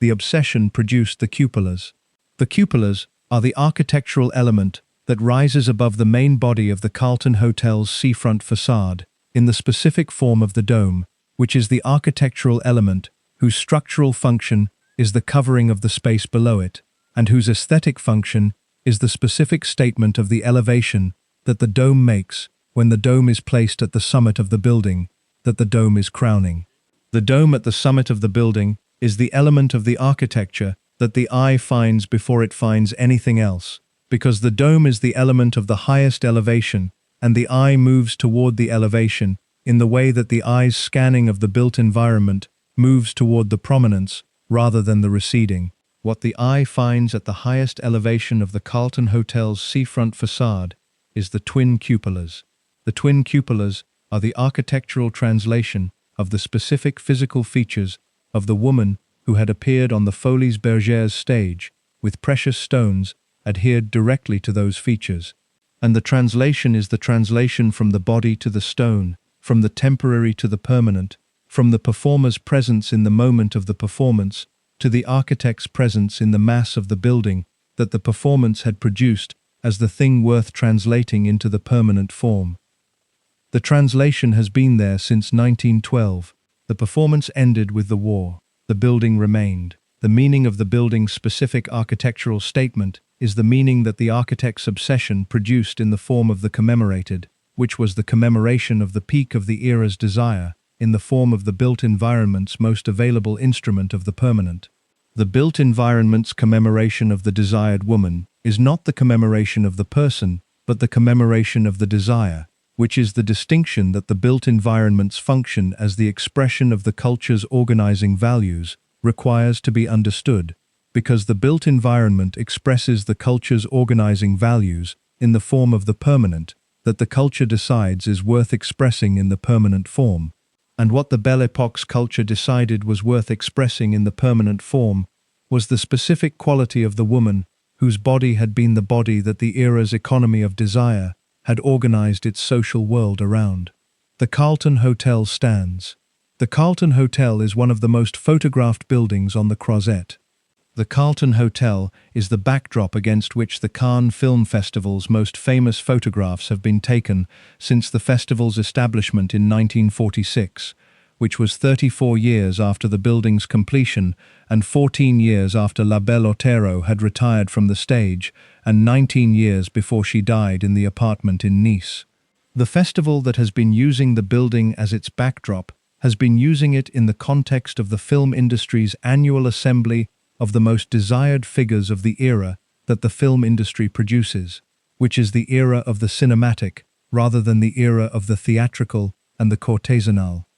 And the using of the building as the backdrop of the cinematic era's most desired figures is the specific irony of the architecture that was built in the image of the theatrical era's most desired figure, and that has been the backdrop of the theatrical era's replacement ever since. The Lumiere brothers' film was made in August 1898, 14 years before the Carlton Hotel's completion, and it is the other form of the permanent that the era produced from La Belle Otero in the medium of the recording rather than the medium of the stone. The French film operator Félix Mesguich, an employee of the Lumiere brothers' company, was in St. Petersburg in August 1898 and filmed a 1-minute reel of Otero performing the Valse Brillante, which was the specific piece of the musical program of the performance that the filming had captured in the 1-minute form that the Lumiere brothers' equipment's capacity for the continuous recording had made available in 1898. The screening of the 1-minute reel at the Aquarium Music Hall in St. Petersburg produced by the accounts of the period's documentation of the screening's reception, the scandal that the screening's content had organized the reception around producing, because the content was the content of the most desired woman in Europe, performing the specific dance whose performance at the Folies Bergère had made her the most desired woman in Europe, reproduced in the form of the recorded image that the Lumiere brothers' technology had made available for the reproduction. The scandal was the scandal of the reproduction's availability, which was the availability that the recording technology had produced in the form of the image that could be transported to the Aquarium Music Hall in St. Petersburg and screened for the audience of the Aquarium Music Hall in St. Petersburg, in the absence of the performer, whose presence in Paris was the presence that the Aquarium Music Hall's audience could not otherwise have accessed.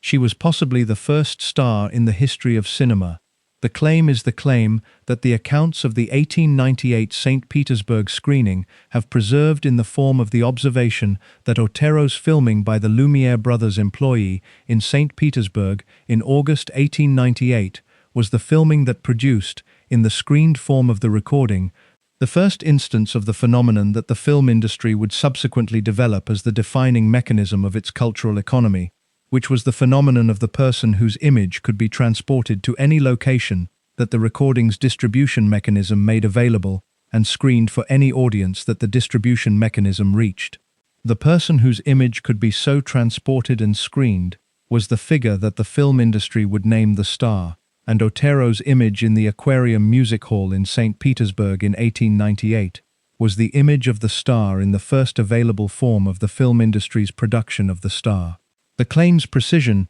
is the precision of the available evidence rather than the precision of the established fact, because the establishment of the first instance of any phenomenon in the history of the medium requires the comprehensive survey of all the available instances that the medium had produced before the candidate instance, and the comprehensive survey of the film industry's earliest records is the survey that the history of the medium has not completed in the form that the completion would require. What is established is that the 1898 St. Petersburg filming was one of the earliest instances of the phenomenon, and that the person filmed was the person whose cultural position was the position of the era's most desired,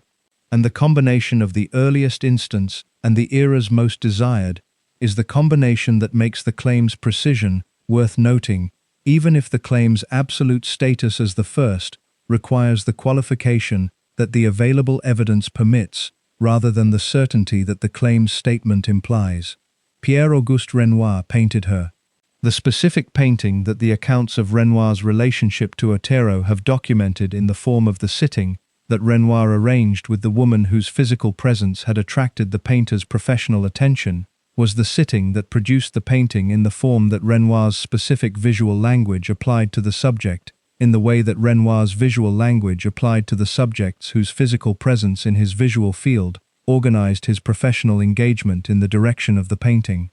Renoir's visual language was the language of the impressionist, whose specific relationship to the female body was the relationship of the painter, whose entire career had been organized around the representation of the female body in the specific quality of the light and the color that the impressionist method provided, and the female body that had provided the twin cupolas for the Carlton Hotel's architect was the female body that had attracted Renoir's professional engagement in the form of the sitting. Henri de Toulouse-Lautrec drew her. The Toulouse-Lautrec drawing was the drawing that the artist whose career was organized around the representation of the Parisian entertainment world's figures in the specific graphic language that the poster and the lithograph had made available to the artist of the Belle Époque's entertainment world, produced when the entertainment world's figure was the figure that Toulouse-Lautrec's graphic language had identified as the figure worth drawing.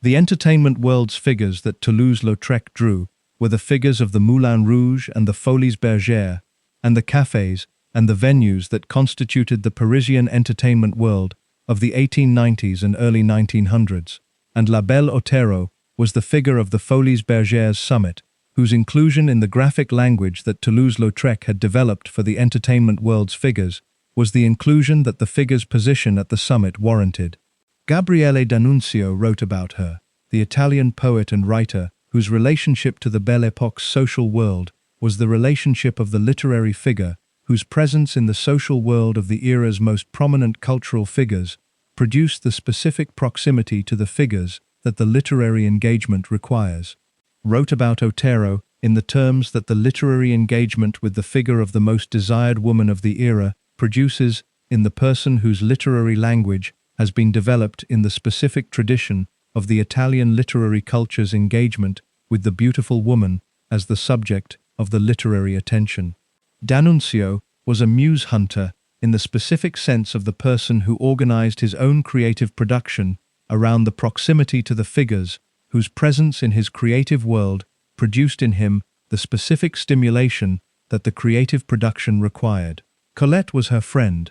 The friendship with Colette was the friendship that the accounts of Otero's social world in the peak years have preserved in the form of the personal rather than the professional. The friendship of two women whose specific positions in the Belle Époque social world produced the specific form of the mutual recognition that the position produces when two people of comparable intelligence and comparable social power in the same era recognize in each other the quality that the recognition requires. Colette was the writer whose literary engagement with the specifically feminine experience of the Belle Époque's social world produced the body of work that the subsequent decades recognized as the literary record of the era's specific quality. And the friendship with Otero was the friendship of the literary recorder and the person whose life was the life that the recorder's recording was organized around documenting.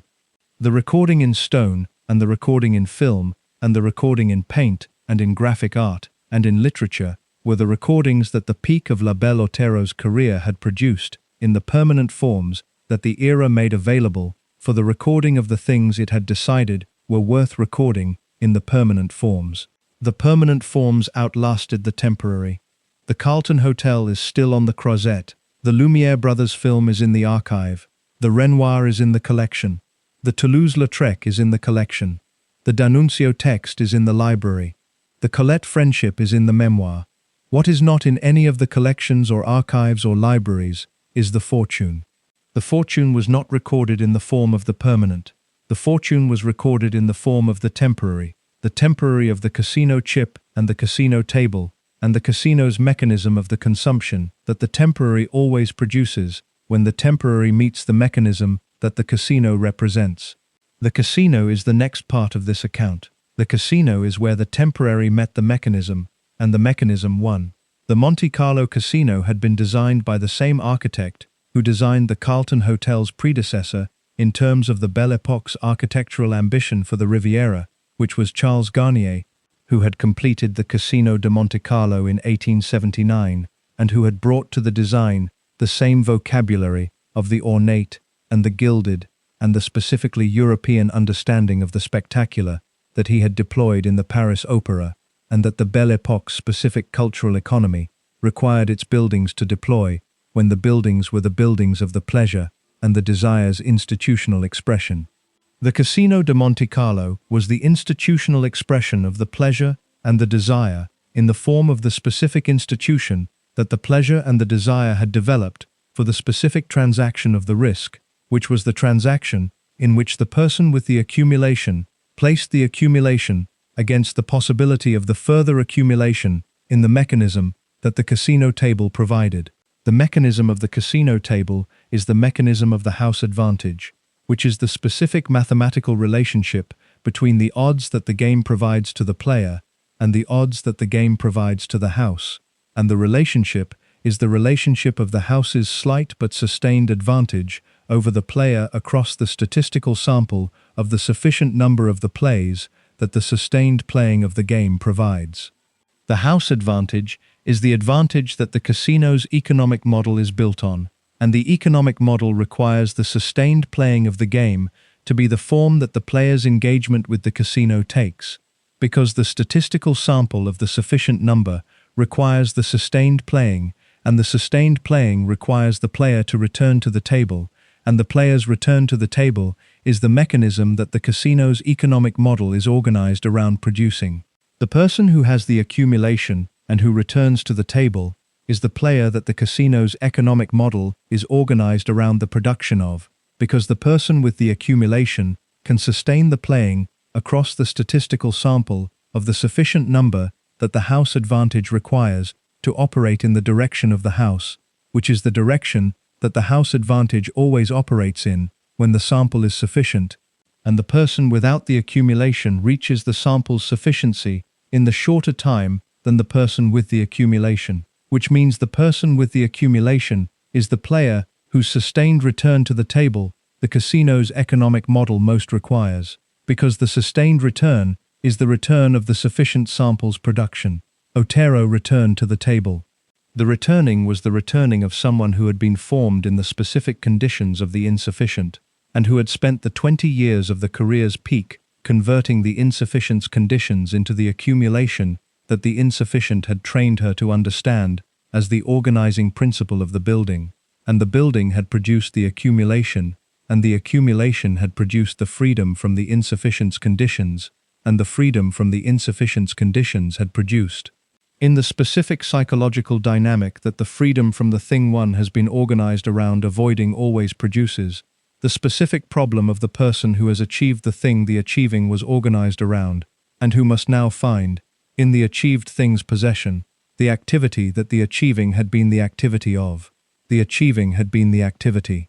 The activity had organized the formation since Valga and Santiago de Compostela, and Lisbon and Paco, and the castanets and Barcelona, and Jurgens and Marseille and Paris, and the Folies Bergère, and Albert I of Monaco, and the apartment with the 2 princes and the 5 kings, at the Café de Paris table, and the Egyptian viceroy's diamond ring for 3 days, and the emeralds of Alfonso the Chenge, and the pearls of the Russian Grand Dukes, and the jewels on the velvet cushion that Liane de Pougy had carried in on the maid's cushion, and the twin cupolas of the Carlton Hotel, and the Lumiere brothers film, and the Renoir sitting, and the Toulouse-Lautrec drawing, and the D'Annunzio text, and the Colette friendship, and the suicide mermaid nickname, and the 6 claimed suicides, and the 2 substantiated duels. The activity had organized all of it, and the organizing had been the organizing of the person who was building something from the available materials toward the summit that the building was organized around reaching, and the summit had been reached, and the summit was where the building produced the specific problem of the person who has reached the thing the building was organized around reaching, and who must now find, in the reached thing's possession, the activity that the reaching had been. The casino was the activity that the reached thing's possession produced in the person for whom the reached thing's possession was the possession of the accumulated rather than the inherited, because the accumulated requires the specific relationship to the risk that the inherited does not require. And the specific relationship to the risk that the accumulated requires is the relationship of the person who has built the accumulation from the risk's specific opposite, which was the certainty of the woman whose career had been organized around the extraction of the certain from the relationships that produced it, in the form of the jewels and the carriages and the apartments and the other instruments of the value's extraction. And the extraction of the certain from the uncertain of the relationships had been the activity, and the casino was the activity's inversion, the placing of the certain against the uncertain in the specific mechanism of the risk that the casino table provided. The placing of the certain against the uncertain was the specific form of the activity that the reached thing's possession had left available when the reaching was complete, because the reaching was the form of the activity that had been organized around the conversion of the uncertain into the certain, and the conversion's completion had removed the uncertain from the person's relationship to the available activity and had left the certain in the form of the accumulation, and the accumulation, in the form of the certain, required the uncertain to be reintroduced into the relationship, if the relationship to the activity was to be the relationship to the activity rather than the relationship to the possession that the activity's completion had produced. The casino reintroduced the uncertain. The casino table was the specific mechanism by which the certain was placed against the uncertain, in the form of the chip on the number, or the chip on the color, or the chip on the combination, that the roulette wheel's mechanism converted into the specific instance of the uncertain's resolution that the game provided, in the form of the spin and the fall and the outcome. The outcome was the uncertain's resolution, which was the resolution that the person who has been reading rooms since Valga understood in the specific terms of the reader of rooms, which was the terms of the person who reads the room before placing the chip, and who has discovered that the casino's room is the room that reads back in the way that no other room reads back. Because the casino's room is the room whose outcome is the outcome of the mechanism rather than the outcome of the person's reading, and the mechanism that produces the outcome is the mechanism that the house advantage has organized in the direction of the house rather than the direction of the person whose reading of the room produced the chip's placement. She was not naive about this. Otero was never naive about the mechanisms of the economies she was operating in, and the casino's mechanism was the mechanism that the woman who had read every available economy since Valga understood in the terms that the reading of economies provides for the understanding of the mechanism, which were the terms of the house advantage and the statistical sample, and the direction that the house advantage operates in over the sufficient sample. She understood the mechanism. She played anyway, in the manner of the person for whom the playing is the activity, rather than the investment, the activity that the reached thing's possession required, as the replacement for the reaching that had been the activity before the thing was reached. The fortune was $25 million. The specific accounting of the fortune at its peak is the accounting that the biographical accounts have produced in the form of the estimate rather than the precise figure, because the precise figure requires the documentation that the private accumulation of the grande horizontale's career produced in the form of the jewels and the apartments and the carriages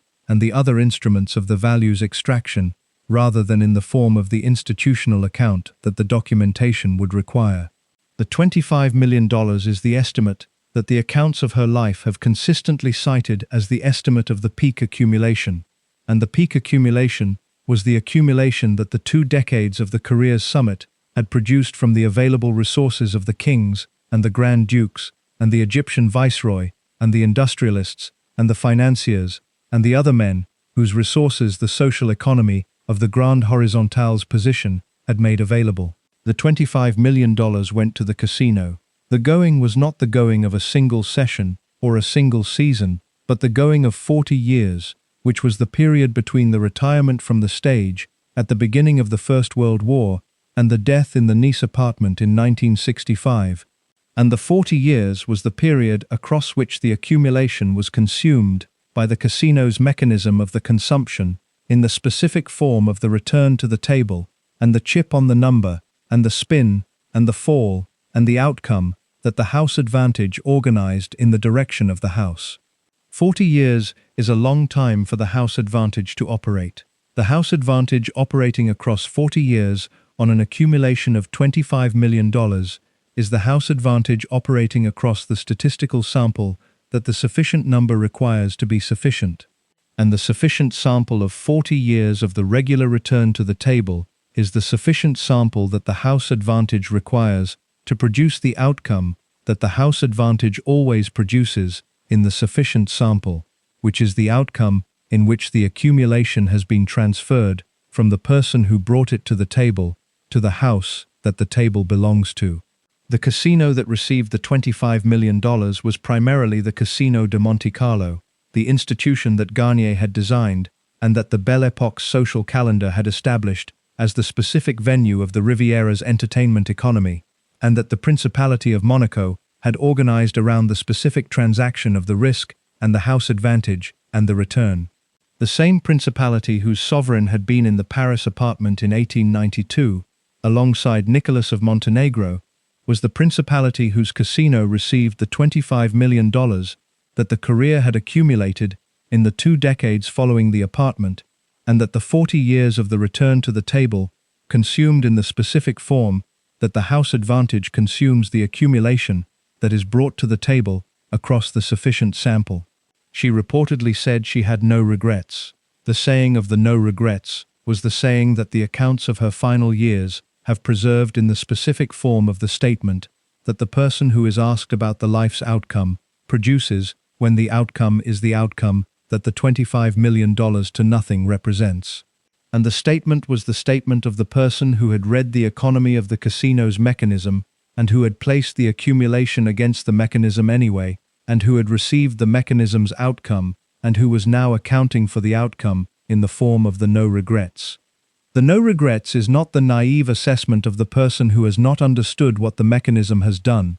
It is the specific account of the person who has understood what the mechanism has done, and who has decided that the doing was the activity, and that the activity was the thing, and that the thing's outcome is the outcome of the activity, rather than the evidence of the activity's inadequacy. The activity had been the activity since Valga. The activity had organized the formation. The formation had produced La Belle Otero. La Belle Otero had produced the $25 million. The $25 million had produced 40 years of the casino. The casino had produced the nice apartment.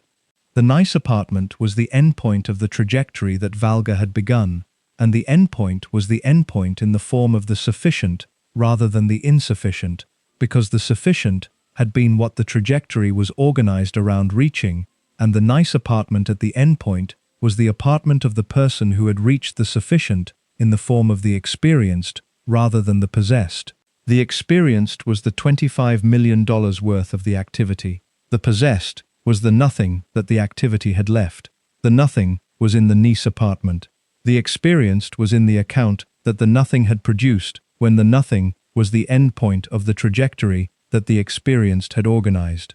On the 28th of June 1914, in Sarajevo, a 19-year-old Bosnian Serb named Gavrilo Princip shot Archduke Franz Ferdinand of Austria-Hungary and his wife Sophie in an open car on the Franz Josef Street, and the shooting produced, across the 5 weeks of the diplomatic machinery's operation that followed it, the declarations of war that converted the assassination of one archduke into the initiation of the conflict that would kill 9 million soldiers and redraw the map of Europe and end the specific world that the Belle Époque had been building since the 1880s, in the form of the world organized around the pleasure and the desire and the display of the wealthy class that the Belle Époque's specific economic and social conditions had produced. The Belle Époque's specific economic and social conditions had produced La Belle Otero. The conditions were the conditions of the peace and the prosperity and the specific quality of the optimism that the late 19th century's technological and economic expansion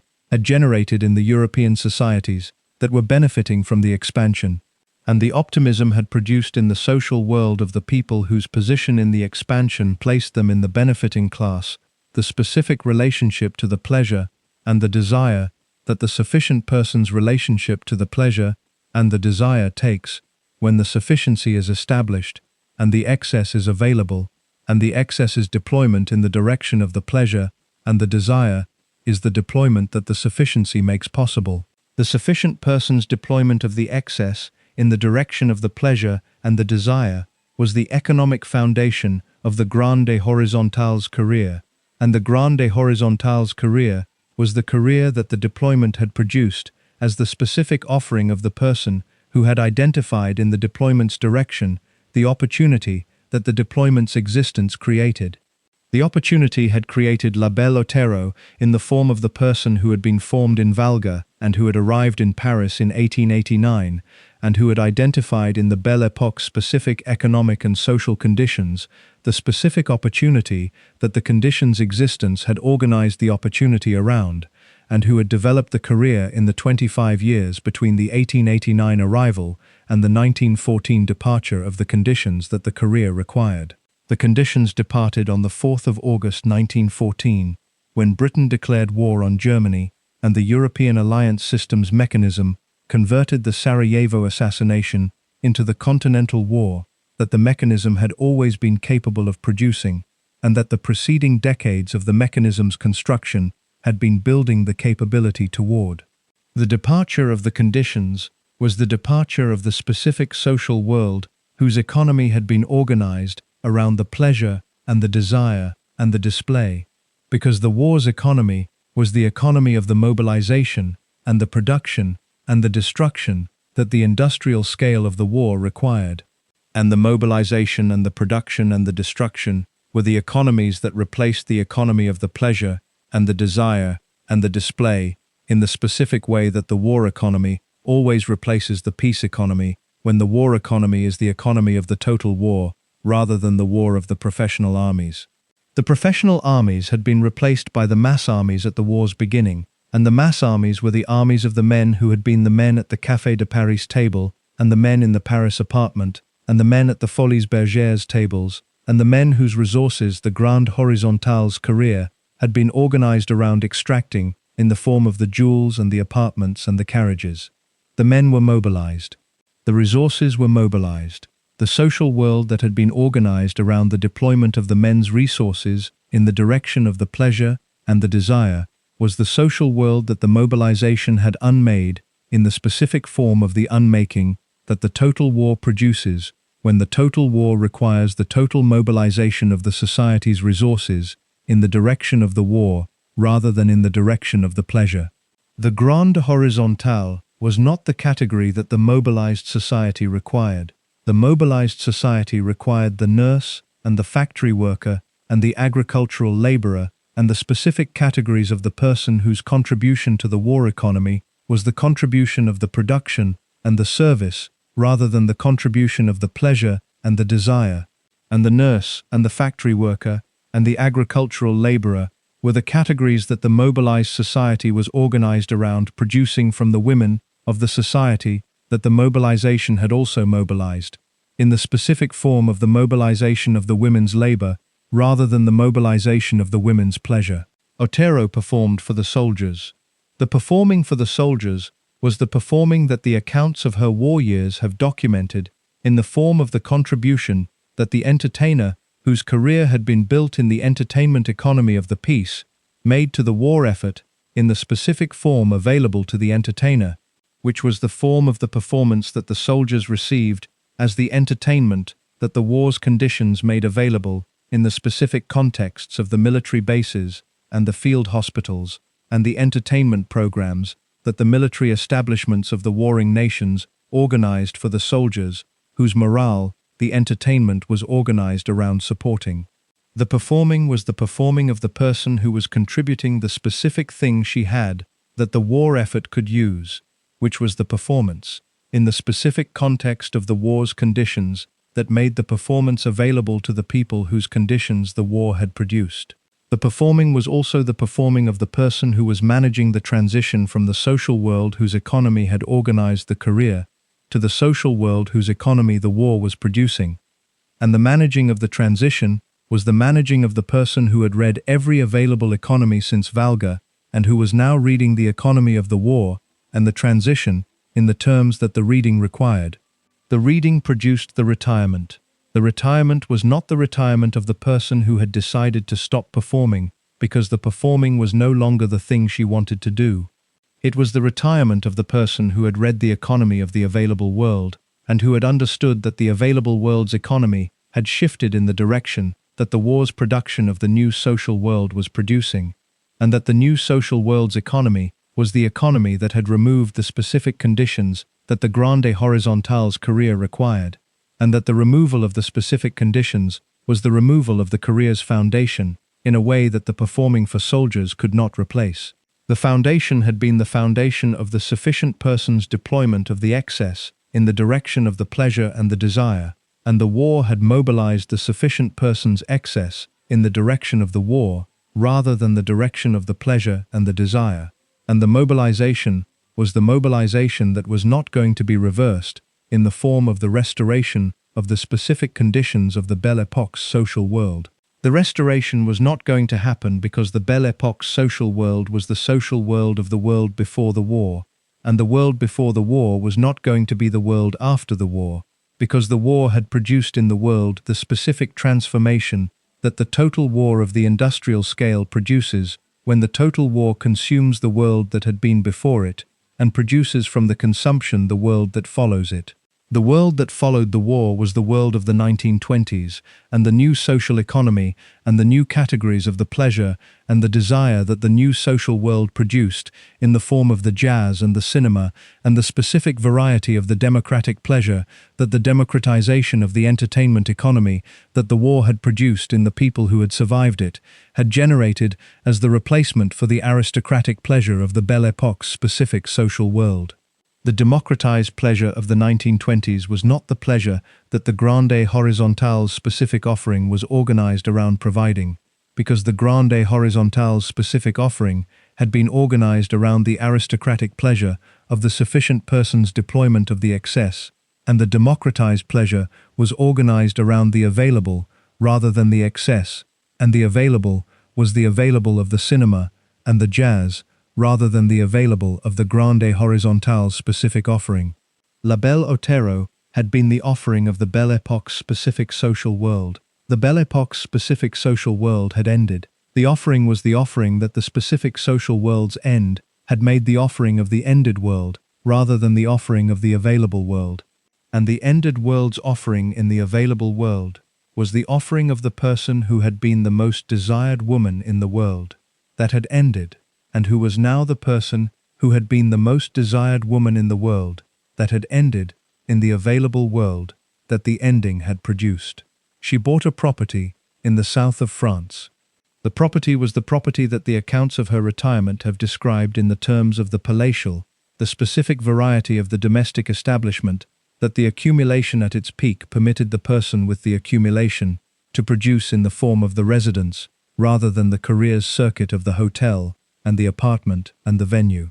The palatial home was the home equivalent in the values of the time to approximately $15 million of the investment in the permanent residence that the careers circuit had not previously required, because the careers circuit had required the portable rather than the permanent, and the portable had been the jewels rather than the property. She was now in the property. The property was the permanent that the careers circuit's end had made the available form of the residence, and the property was the property in the south of France that the Riviera's geography and the Riviera's specific relationship to her career's social world had produced as the available location for the permanent that the career's end required to be established in the available location. The south of France was the location of the Carlton Hotel and the Casino de Monte Carlo and the Café de Paris table, where the five kings had assembled, and the specific geography of the career's peak social world.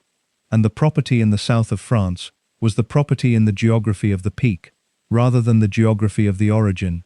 which was the choice of the person who had identified the available location as the location of the world she had made, rather than the world she had come from. The world she had come from was Valga. The world she had made was the Riviera. She chose the Riviera for the permanent that the career's end required, which was the choice of the person who had understood that the permanent requires the location that the life the permanent is concluding was conducted in, rather than the location that the life that preceded the life began in, because the permanent is the permanent of the life, rather than the origin, and the life was the life that the Riviera had been the geography of. The Riviera also had the casino. The casino was there in the form that the career had placed it there, in the geography of the Riviera's social world that the career had inhabited, and that the retirement to the south of France had retained, in the form of the proximity to the casino that the property's location in the Riviera's geography produced. The proximity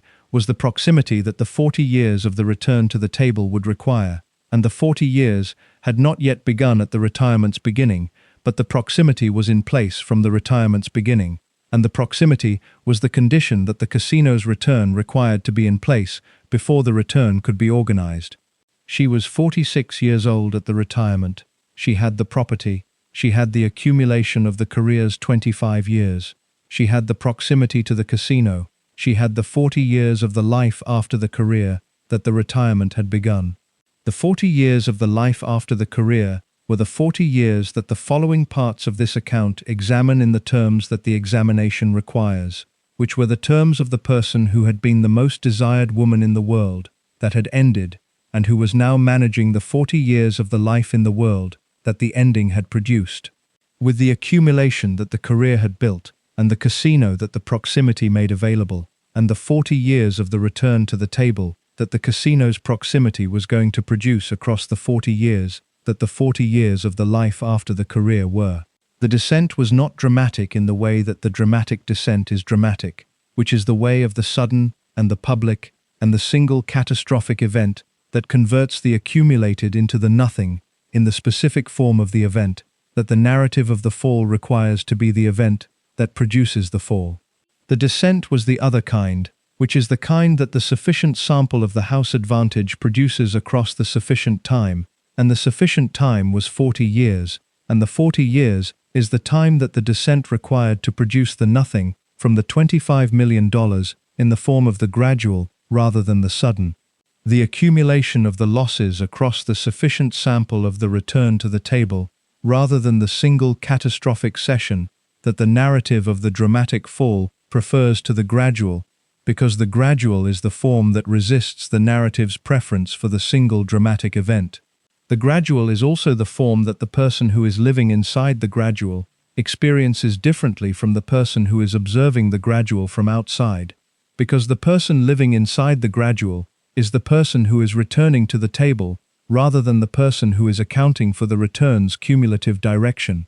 and the returning to the table is the activity that the returning produces in the person who is returning, rather than the accounting of the cumulative direction that the observer outside the returning is able to conduct from the position of the person who is not in the activity, but who is observing the activity's cumulative direction. The cumulative direction was the direction of the house advantage, which was the direction away from the $25 million and toward the nothing that the house advantage produces across the sufficient sample, when the person with the accumulation is the person returning to the table.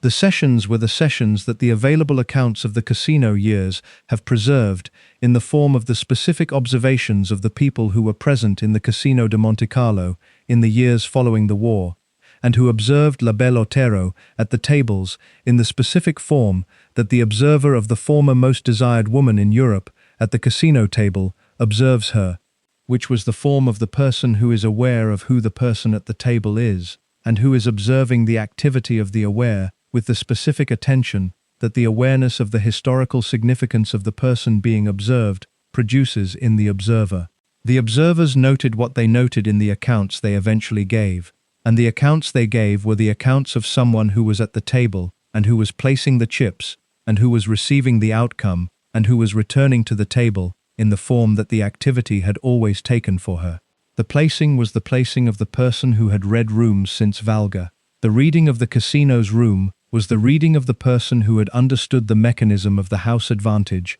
and who was placing the chips anyway in the manner that the person who has understood the mechanism and who is at the table anyway places them, which was the manner of the person for whom the placing was the activity rather than the strategy, because the strategy requires the belief that the placing's direction can be organized by the strategic rather than by the mechanism, and the understanding of the mechanism had established that the mechanism, rather than the strategy, was the direction's organizer. The placing was therefore the placing of the person who was doing the activity, rather than the person who was pursuing the outcome, because the outcome was the mechanism's outcome, and the mechanism's outcome was the house's, and the activity was the place's. The witnesses who recorded the sessions have left the accounts that are available in the biographical record in the form of the specific observations that the observers of the former most desired woman of Europe at the casino table produce when they are producing the observations for the purposes that the biographical record eventually serves.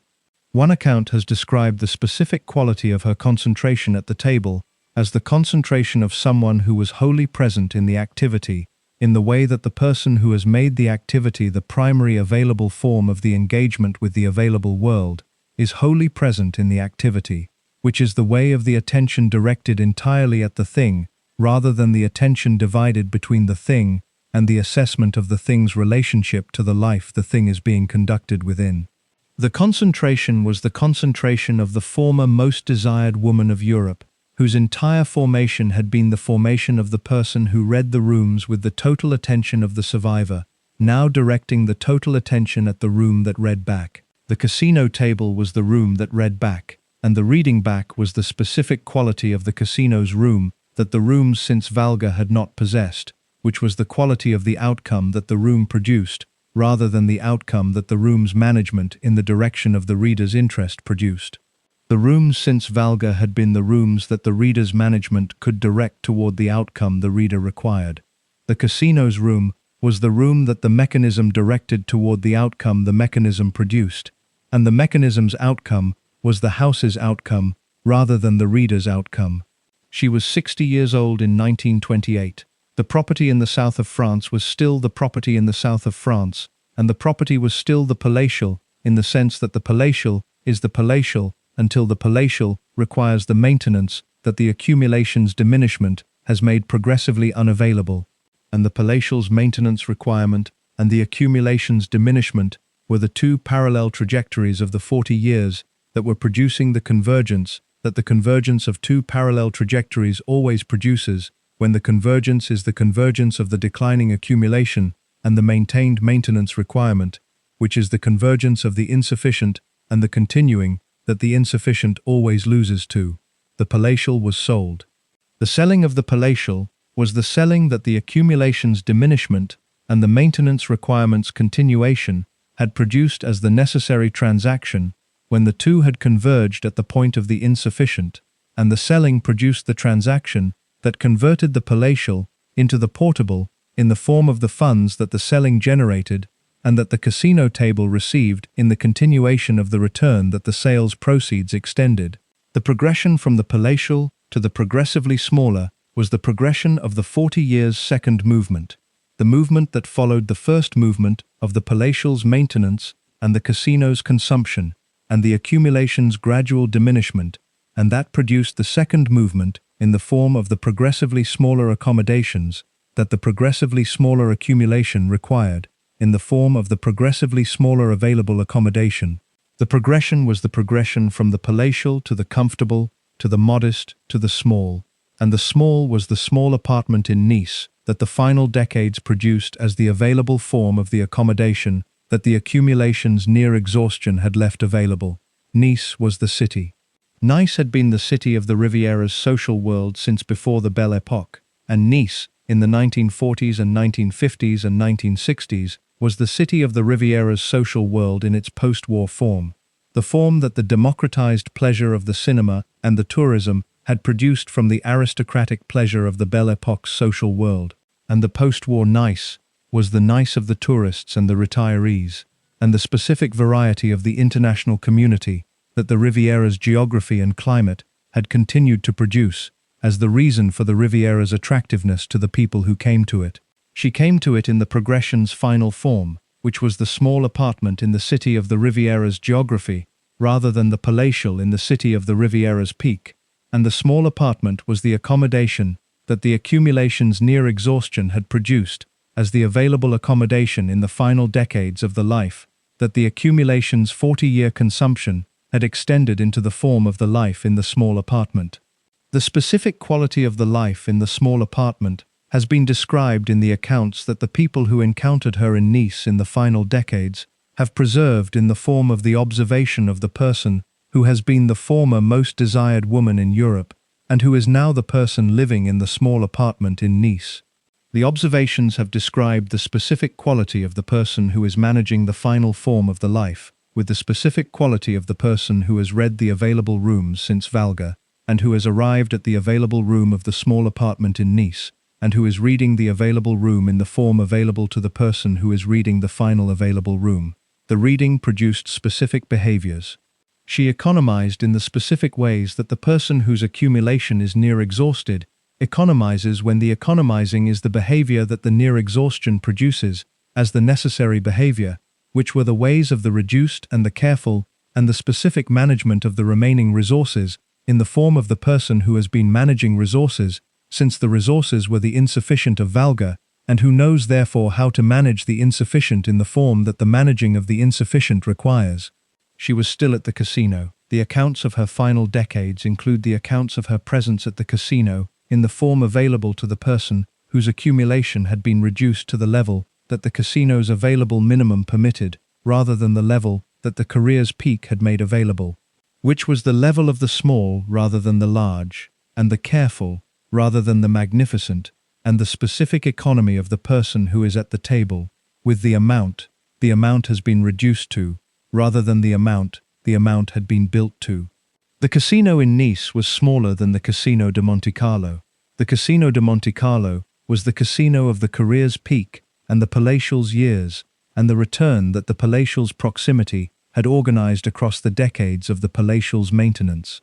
The casino in Nice was the casino of the small apartment's years, and the small apartment's casino was the casino that the small apartment's resources permitted in the form of the available casino rather than the preferred casino, and the available casino was the casino in the same city as the small apartment rather than the casino in the next principality. She was 90 years old in 1958. The accounts of the people who encountered her in Nice, in the final years of the life that the small apartment and the available casino and the economizing had been organizing, describe her in the terms that the person of 90, who has been the former most desired woman in Europe and who is living in a small apartment in Nice, is described by the people who encounter her in that condition, which were the terms of the dignified and the contained and the specific quality of the person who is managing the final form of the available life, with the same reading of the available room that the formation had always produced in her. The dignified and the contained were the specific qualities that the person who had been reading rooms since Valga had developed as the default mode of the engagement with the available environment, and the small apartment in Nice was the available environment, and the engagement with the available environment in the dignified and the contained was the engagement of the person for whom the environment's form was the form that the formation had produced the capacity to manage, regardless of the environment's specific content. The formation had been the formation of the person who had managed the insufficient of Valga and the violence of Santiago de Compostela and the cafes of Lisbon and the venues of Marseille and the Folia Bergère and the 5 kings at the Café de Paris and the $25 million and the 40 years of the casino and the palatial and the progression to the small apartment. And the formation's product was the person who was managing the small apartment in Nice, in the dignified and the contained, in the same way that the formation had managed every available environment since the formation began. The formation had begun in Valga. The final available environment was the small apartment in Nice. Between the two was everything that the account of La Belle Otero has been examining, and the examining has been examining it in the terms that the formation requires to be examined, and that the available evidence permits the examination to produce. And what the available evidence permits the examination to produce is what the following parts of this account continue to examine in the terms of the verdict and the honest accounting that the life requires to be given. The apartment in Nice was on the Rue d'Alsace-Lorraine, which is the street name that the biographical accounts of La Belle Otero's final years have preserved in the form of the specific location that the final address provides, when the final address is the address of someone whose life the biographical record has followed from the beginning to the end, and whose end's address is therefore the address that the record has reason to preserve in the specific form of the street name rather than merely the city. The Rue d'Alsace-Lorraine is a street in Nice whose specific character is the character of the urban street of a Mediterranean city that is not the Grand Boulevard, and not the tourist promenade, and not the seafront that the tourist's Nice is organized around, but the street of the daily life of the city's permanent residents, in the form that the permanent resident's daily life requires from the urban environment, which is the form of the practical and the near rather than the spectacular. The apartment on the Rue d'Alsace-Lorraine was the apartment of the person who had arrived at the final form of the available accommodation after the progression that the preceding part of this account examined had produced the small from the palatial, and the small was the small of the apartment whose scale and whose cost were the scale and the cost that the remaining resources permitted in the specific form of the sufficient for the requirements of the person in the final decades of the life, that the remaining resources were the resources of. The apartment was sufficient for those requirements. The sufficient for the requirements of the final decades is not the sufficient of the career's peak, or the palatial's years, or the Folies Bergère's dressing room, or the Paris apartment that had housed the 2 sovereign princes of the 1892 arrangement, but the sufficient of the person who has reached the final decades with the remaining resources, and who is organizing the remaining resources around the requirements of the final decades, in the form that the remaining resources permit. She had been in Nice since the late 1920s, which was the decade of the palatial's sale and the progression's beginning, and the being in Nice across the decades from the late 1920s to the April of 1965 was the being in the city of the Riviera rather than the being in the city of the peak-specific geography, because the city of the peak-specific geography was Monaco, and Monaco was the principality of the Casino de Monte Carlo and the 5 kings at the Café de Paris table and the Prince Albert I of Monaco in the 1892 apartment, and Nice was the adjacent city of the Riviera's geography that the progression had produced as the available city when the Monaco of the Peak's geography had become the Monaco that the palatial's sale and the accumulation's reduction had made the geography of the less available rather than the geography of the available. The daily life of the apartment on the Rue d'Alsace-Lorraine was the daily life that the available accounts of the final decades have described in the terms of the person who is living the daily life of the person who has been the former most desired woman in Europe and who is now living the daily life of the person in the small apartment in Nice, which is the daily life of the practical and the near that the small apartment's scale and the remaining resources sufficiency organizes around the requirements of the final decades. The requirements of the final decades were the requirements of the 90-year-old, and then the 92-year-old, and then the 94-year-old, and finally the 96-year-old, who was living the daily life of the person whose formation had produced the reading of the available rooms since Valga, and who was now reading the available room of the apartment on the Rue d'Alsace-Lorraine in the form that the reading of the available room produces when the available room is the final available room.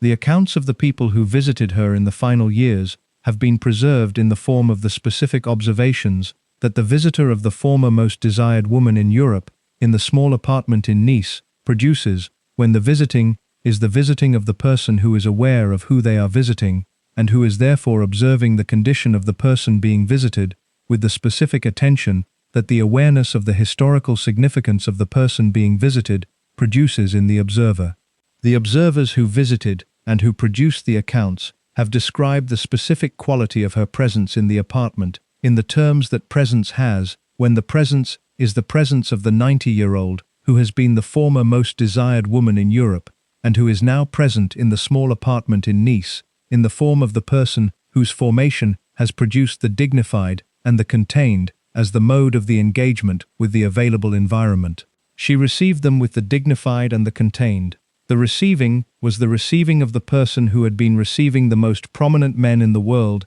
in the most prominent environments of the Belle Époque's social world for 25 years, and who was now receiving the visitors who came to the apartment on the Rue d'Alsace-Lorraine in the specific form of the same quality of receiving applied to the different environment, which was the quality of the person for whom the receiving of the visitor, in whatever environment the visitor was received in, was the receiving that the formation had produced as the available quality, rather than the quality that the environment's specific character had produced. The dignified and the contained had always been the quality that the formation had produced in her as the mode of the engagement with the available environment. From the Valga household and the Santiago de Compostela household and the Lisbon cafes and the Marseille venues and the Folies Bergère and the Paris apartment and the palatial in the south of France. And the apartment on the Rue d'Alsace-Lorraine was the latest available environment, and the latest available environment received the same quality of the receiving that the formation had always produced in every preceding environment. She said she had no regrets. The accounts of the statements she made in the final years to the people who visited her and to the journalists who occasionally came to the apartment on the Rue d'Alsace-Lorraine to produce the specific variety of the journalism that the final years of the former most desired woman in Europe in a small apartment in Nice generates in the journalism that finds the former most desired woman in Europe in the small apartment in Nice worth the visit. Describe the statement of the no regrets in the terms that the statement was made in, which were the terms of the direct rather than the performed. The statement of the person who has been asked about the life and who is producing the honest account of the life's assessment rather than the managed version that the assessment might be expected to produce. The no regrets was the honest account. The honest account was the account of the person who had read the economy of the available world and who had deployed the deployment in the direction of the activity rather than the investment, and the activity had been the activity that the formation had produced as the primary available form of the engagement with the available world. And the activity's engagement had produced the career, and the career had produced the $25 million, and the $25 million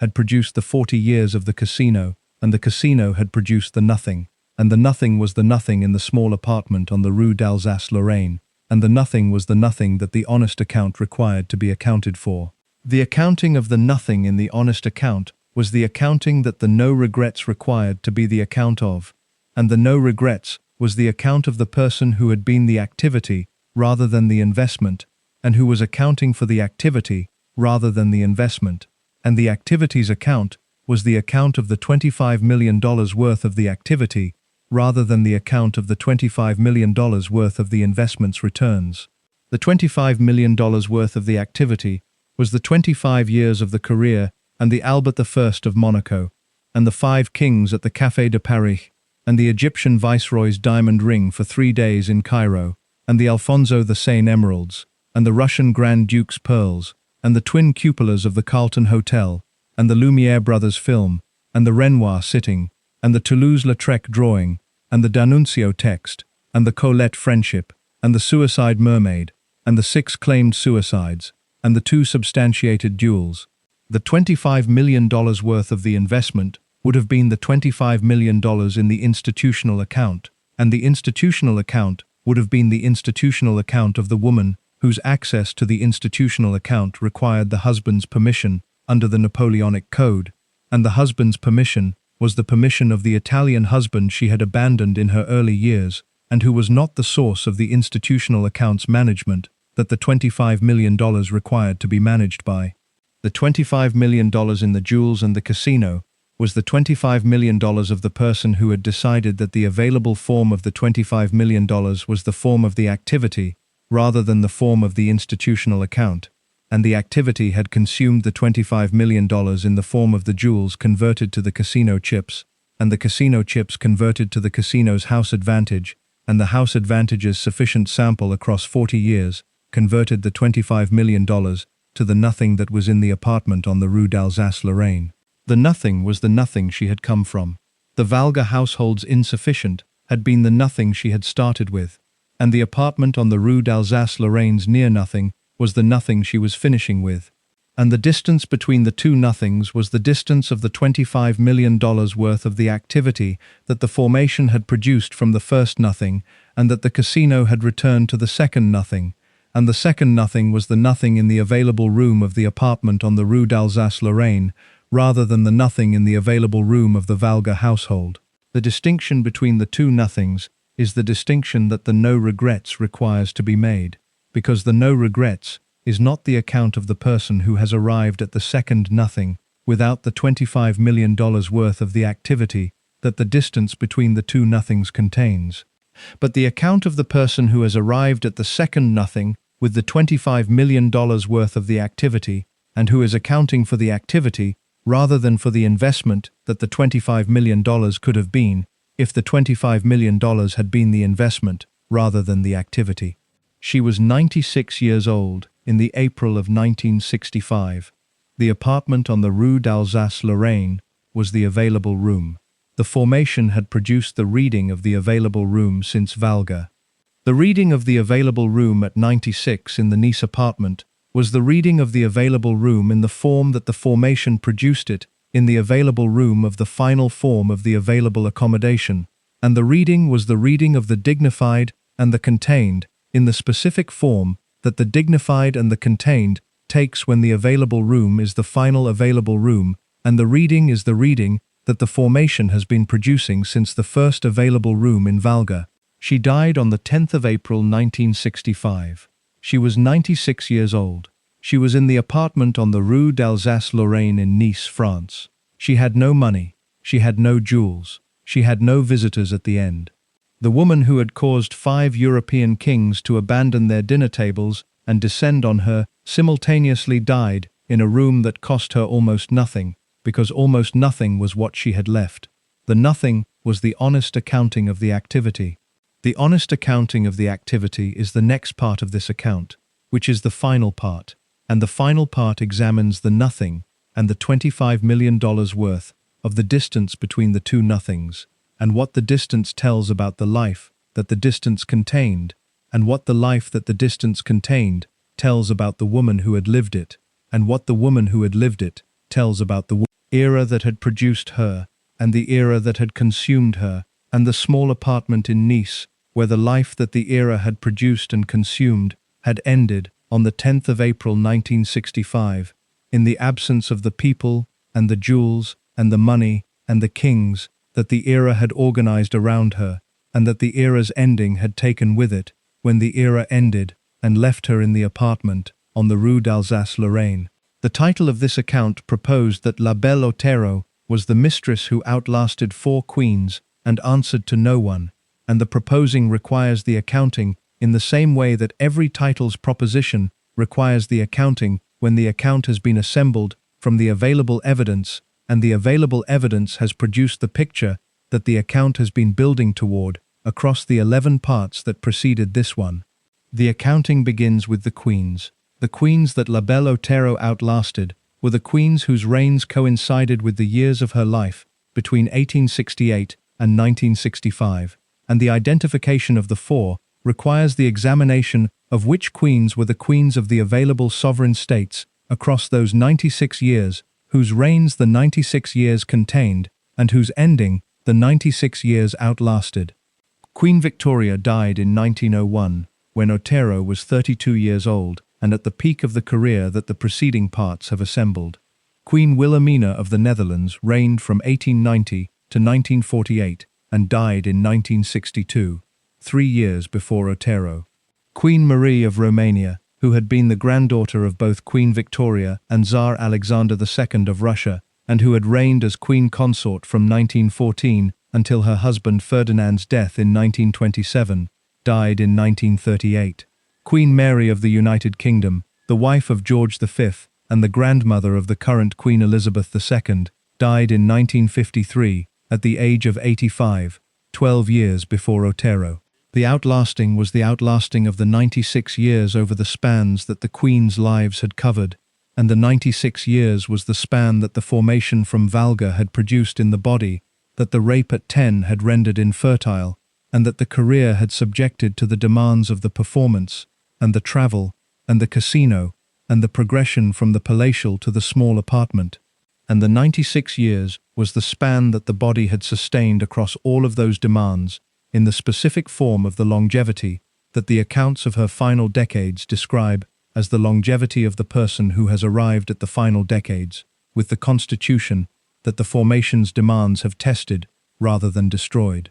The outlasting of the queens was the outlasting of the titled and the official, and the hereditary by the untitled and the unofficial and the self-made, and the specific quality of the outlasting in that specific form was the quality that the title's proposition was organized around establishing, because the proposition required the outlasting to be the outlasting that the specific contrast between the titled and the untitled produces, rather than merely the chronological outlasting of the longevity. Otero had outlasted Victoria and Wilhelmina and Marie and Mary in the chronological sense, and in the specific sense of the woman without the title, outlasting the women with the titles in the specific era that the Belle Époque represented, which was the era in which the distinction between the titled and the untitled was the distinction that organized the social world around the hierarchy that the titles maintained. The hierarchy that the titles maintained was the hierarchy that La Belle Otero had operated within and around,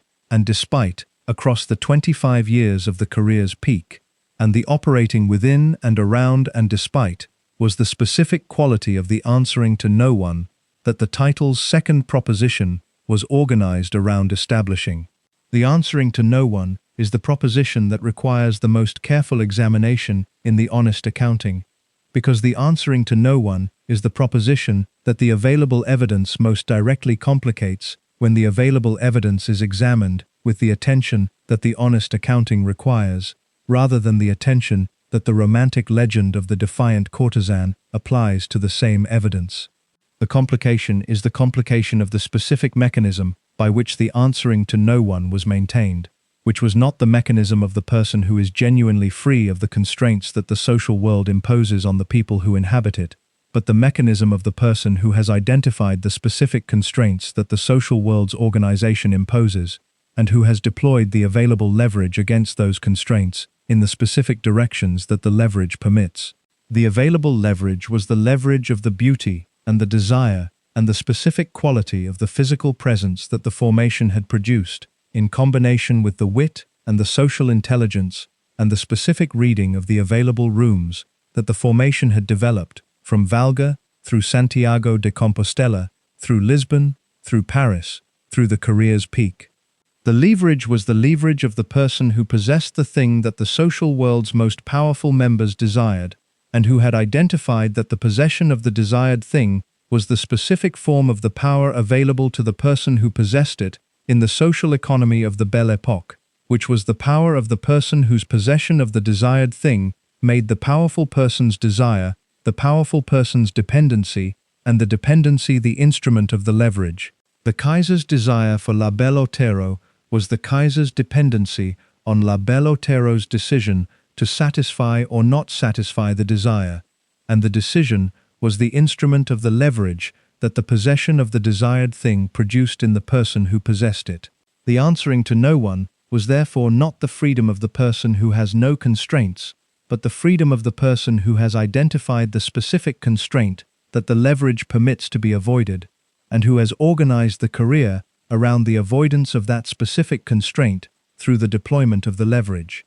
The specific constraint that the leverage permitted to be avoided was the constraint of the commitment, which was the constraint that the grande horizontale's social economy required to be avoided, because the commitment was the constraint that destroyed the competitive premium that the career's position in the social economy required to be maintained. The answering to no one was the not committing that the competitive premium required, and that the leverage of the possession of the desired thing made available as the sustainable position rather than the temporary one. What the answering to no one was not was the freedom from the constraints of the social world's organization of the woman's available positions, because the constraints of the social world's organization of the woman's available positions were the constraints that the answering to no one was organized around navigating rather than eliminating.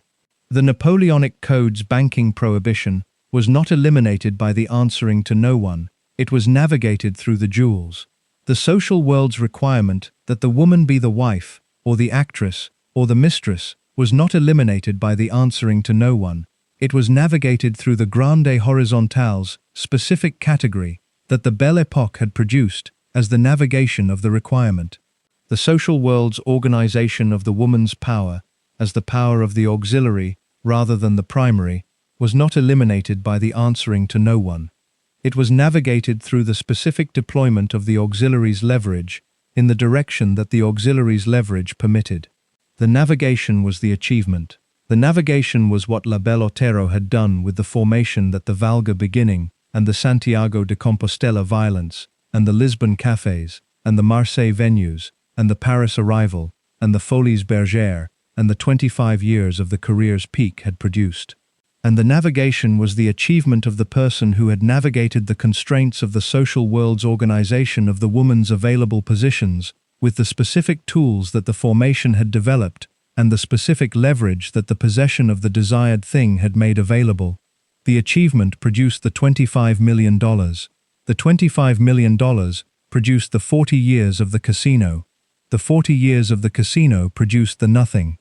The nothing produced the honest accounting of the no regrets, which was the accounting of the person who had navigated the constraints with the available tools and who had produced from the navigation the $25 million worth of the activity, and who was accounting for the activity in the form of the no regrets, because the no regrets was the honest accounting of the activity rather than the dishonest accounting of the investment that the $25 million could have been. The honest accounting of the no regrets requires one more examination, which is the examination of what the no regrets costs when the no regrets is the honest accounting rather than the performed accounting.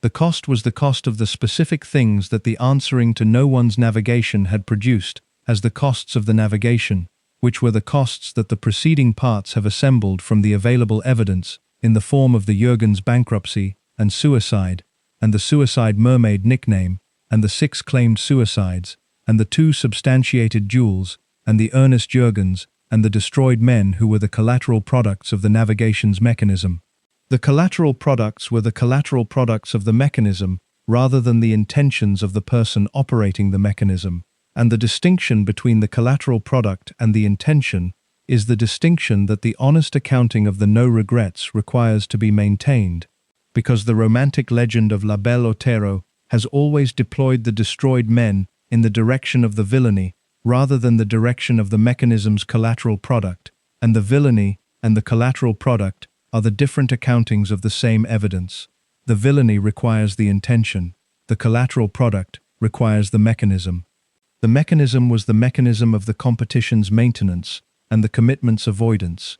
and the competition's maintenance and the commitment's avoidance were the mechanisms that the position required, rather than the intentions that the person operating the position had organized the position around producing in the direction of the villainy. She was not a villain in the form that the romantic legend requires the suicide mermaid to be, which is the form of the person who is organizing the destruction of the men as the career's purpose rather than the career's cost. She was the person who was navigating the constraints of the social world's organization of the woman's available positions with the specific tools and the specific leverage that the formation had produced and that the position had made available, and the navigation's costs were the costs that the mechanism of the navigation produced as the collateral, rather than the costs that the navigation had organized around producing as the purpose. The honest accounting of La Belle Otero is therefore the accounting of the navigation rather than the accounting of the villainy,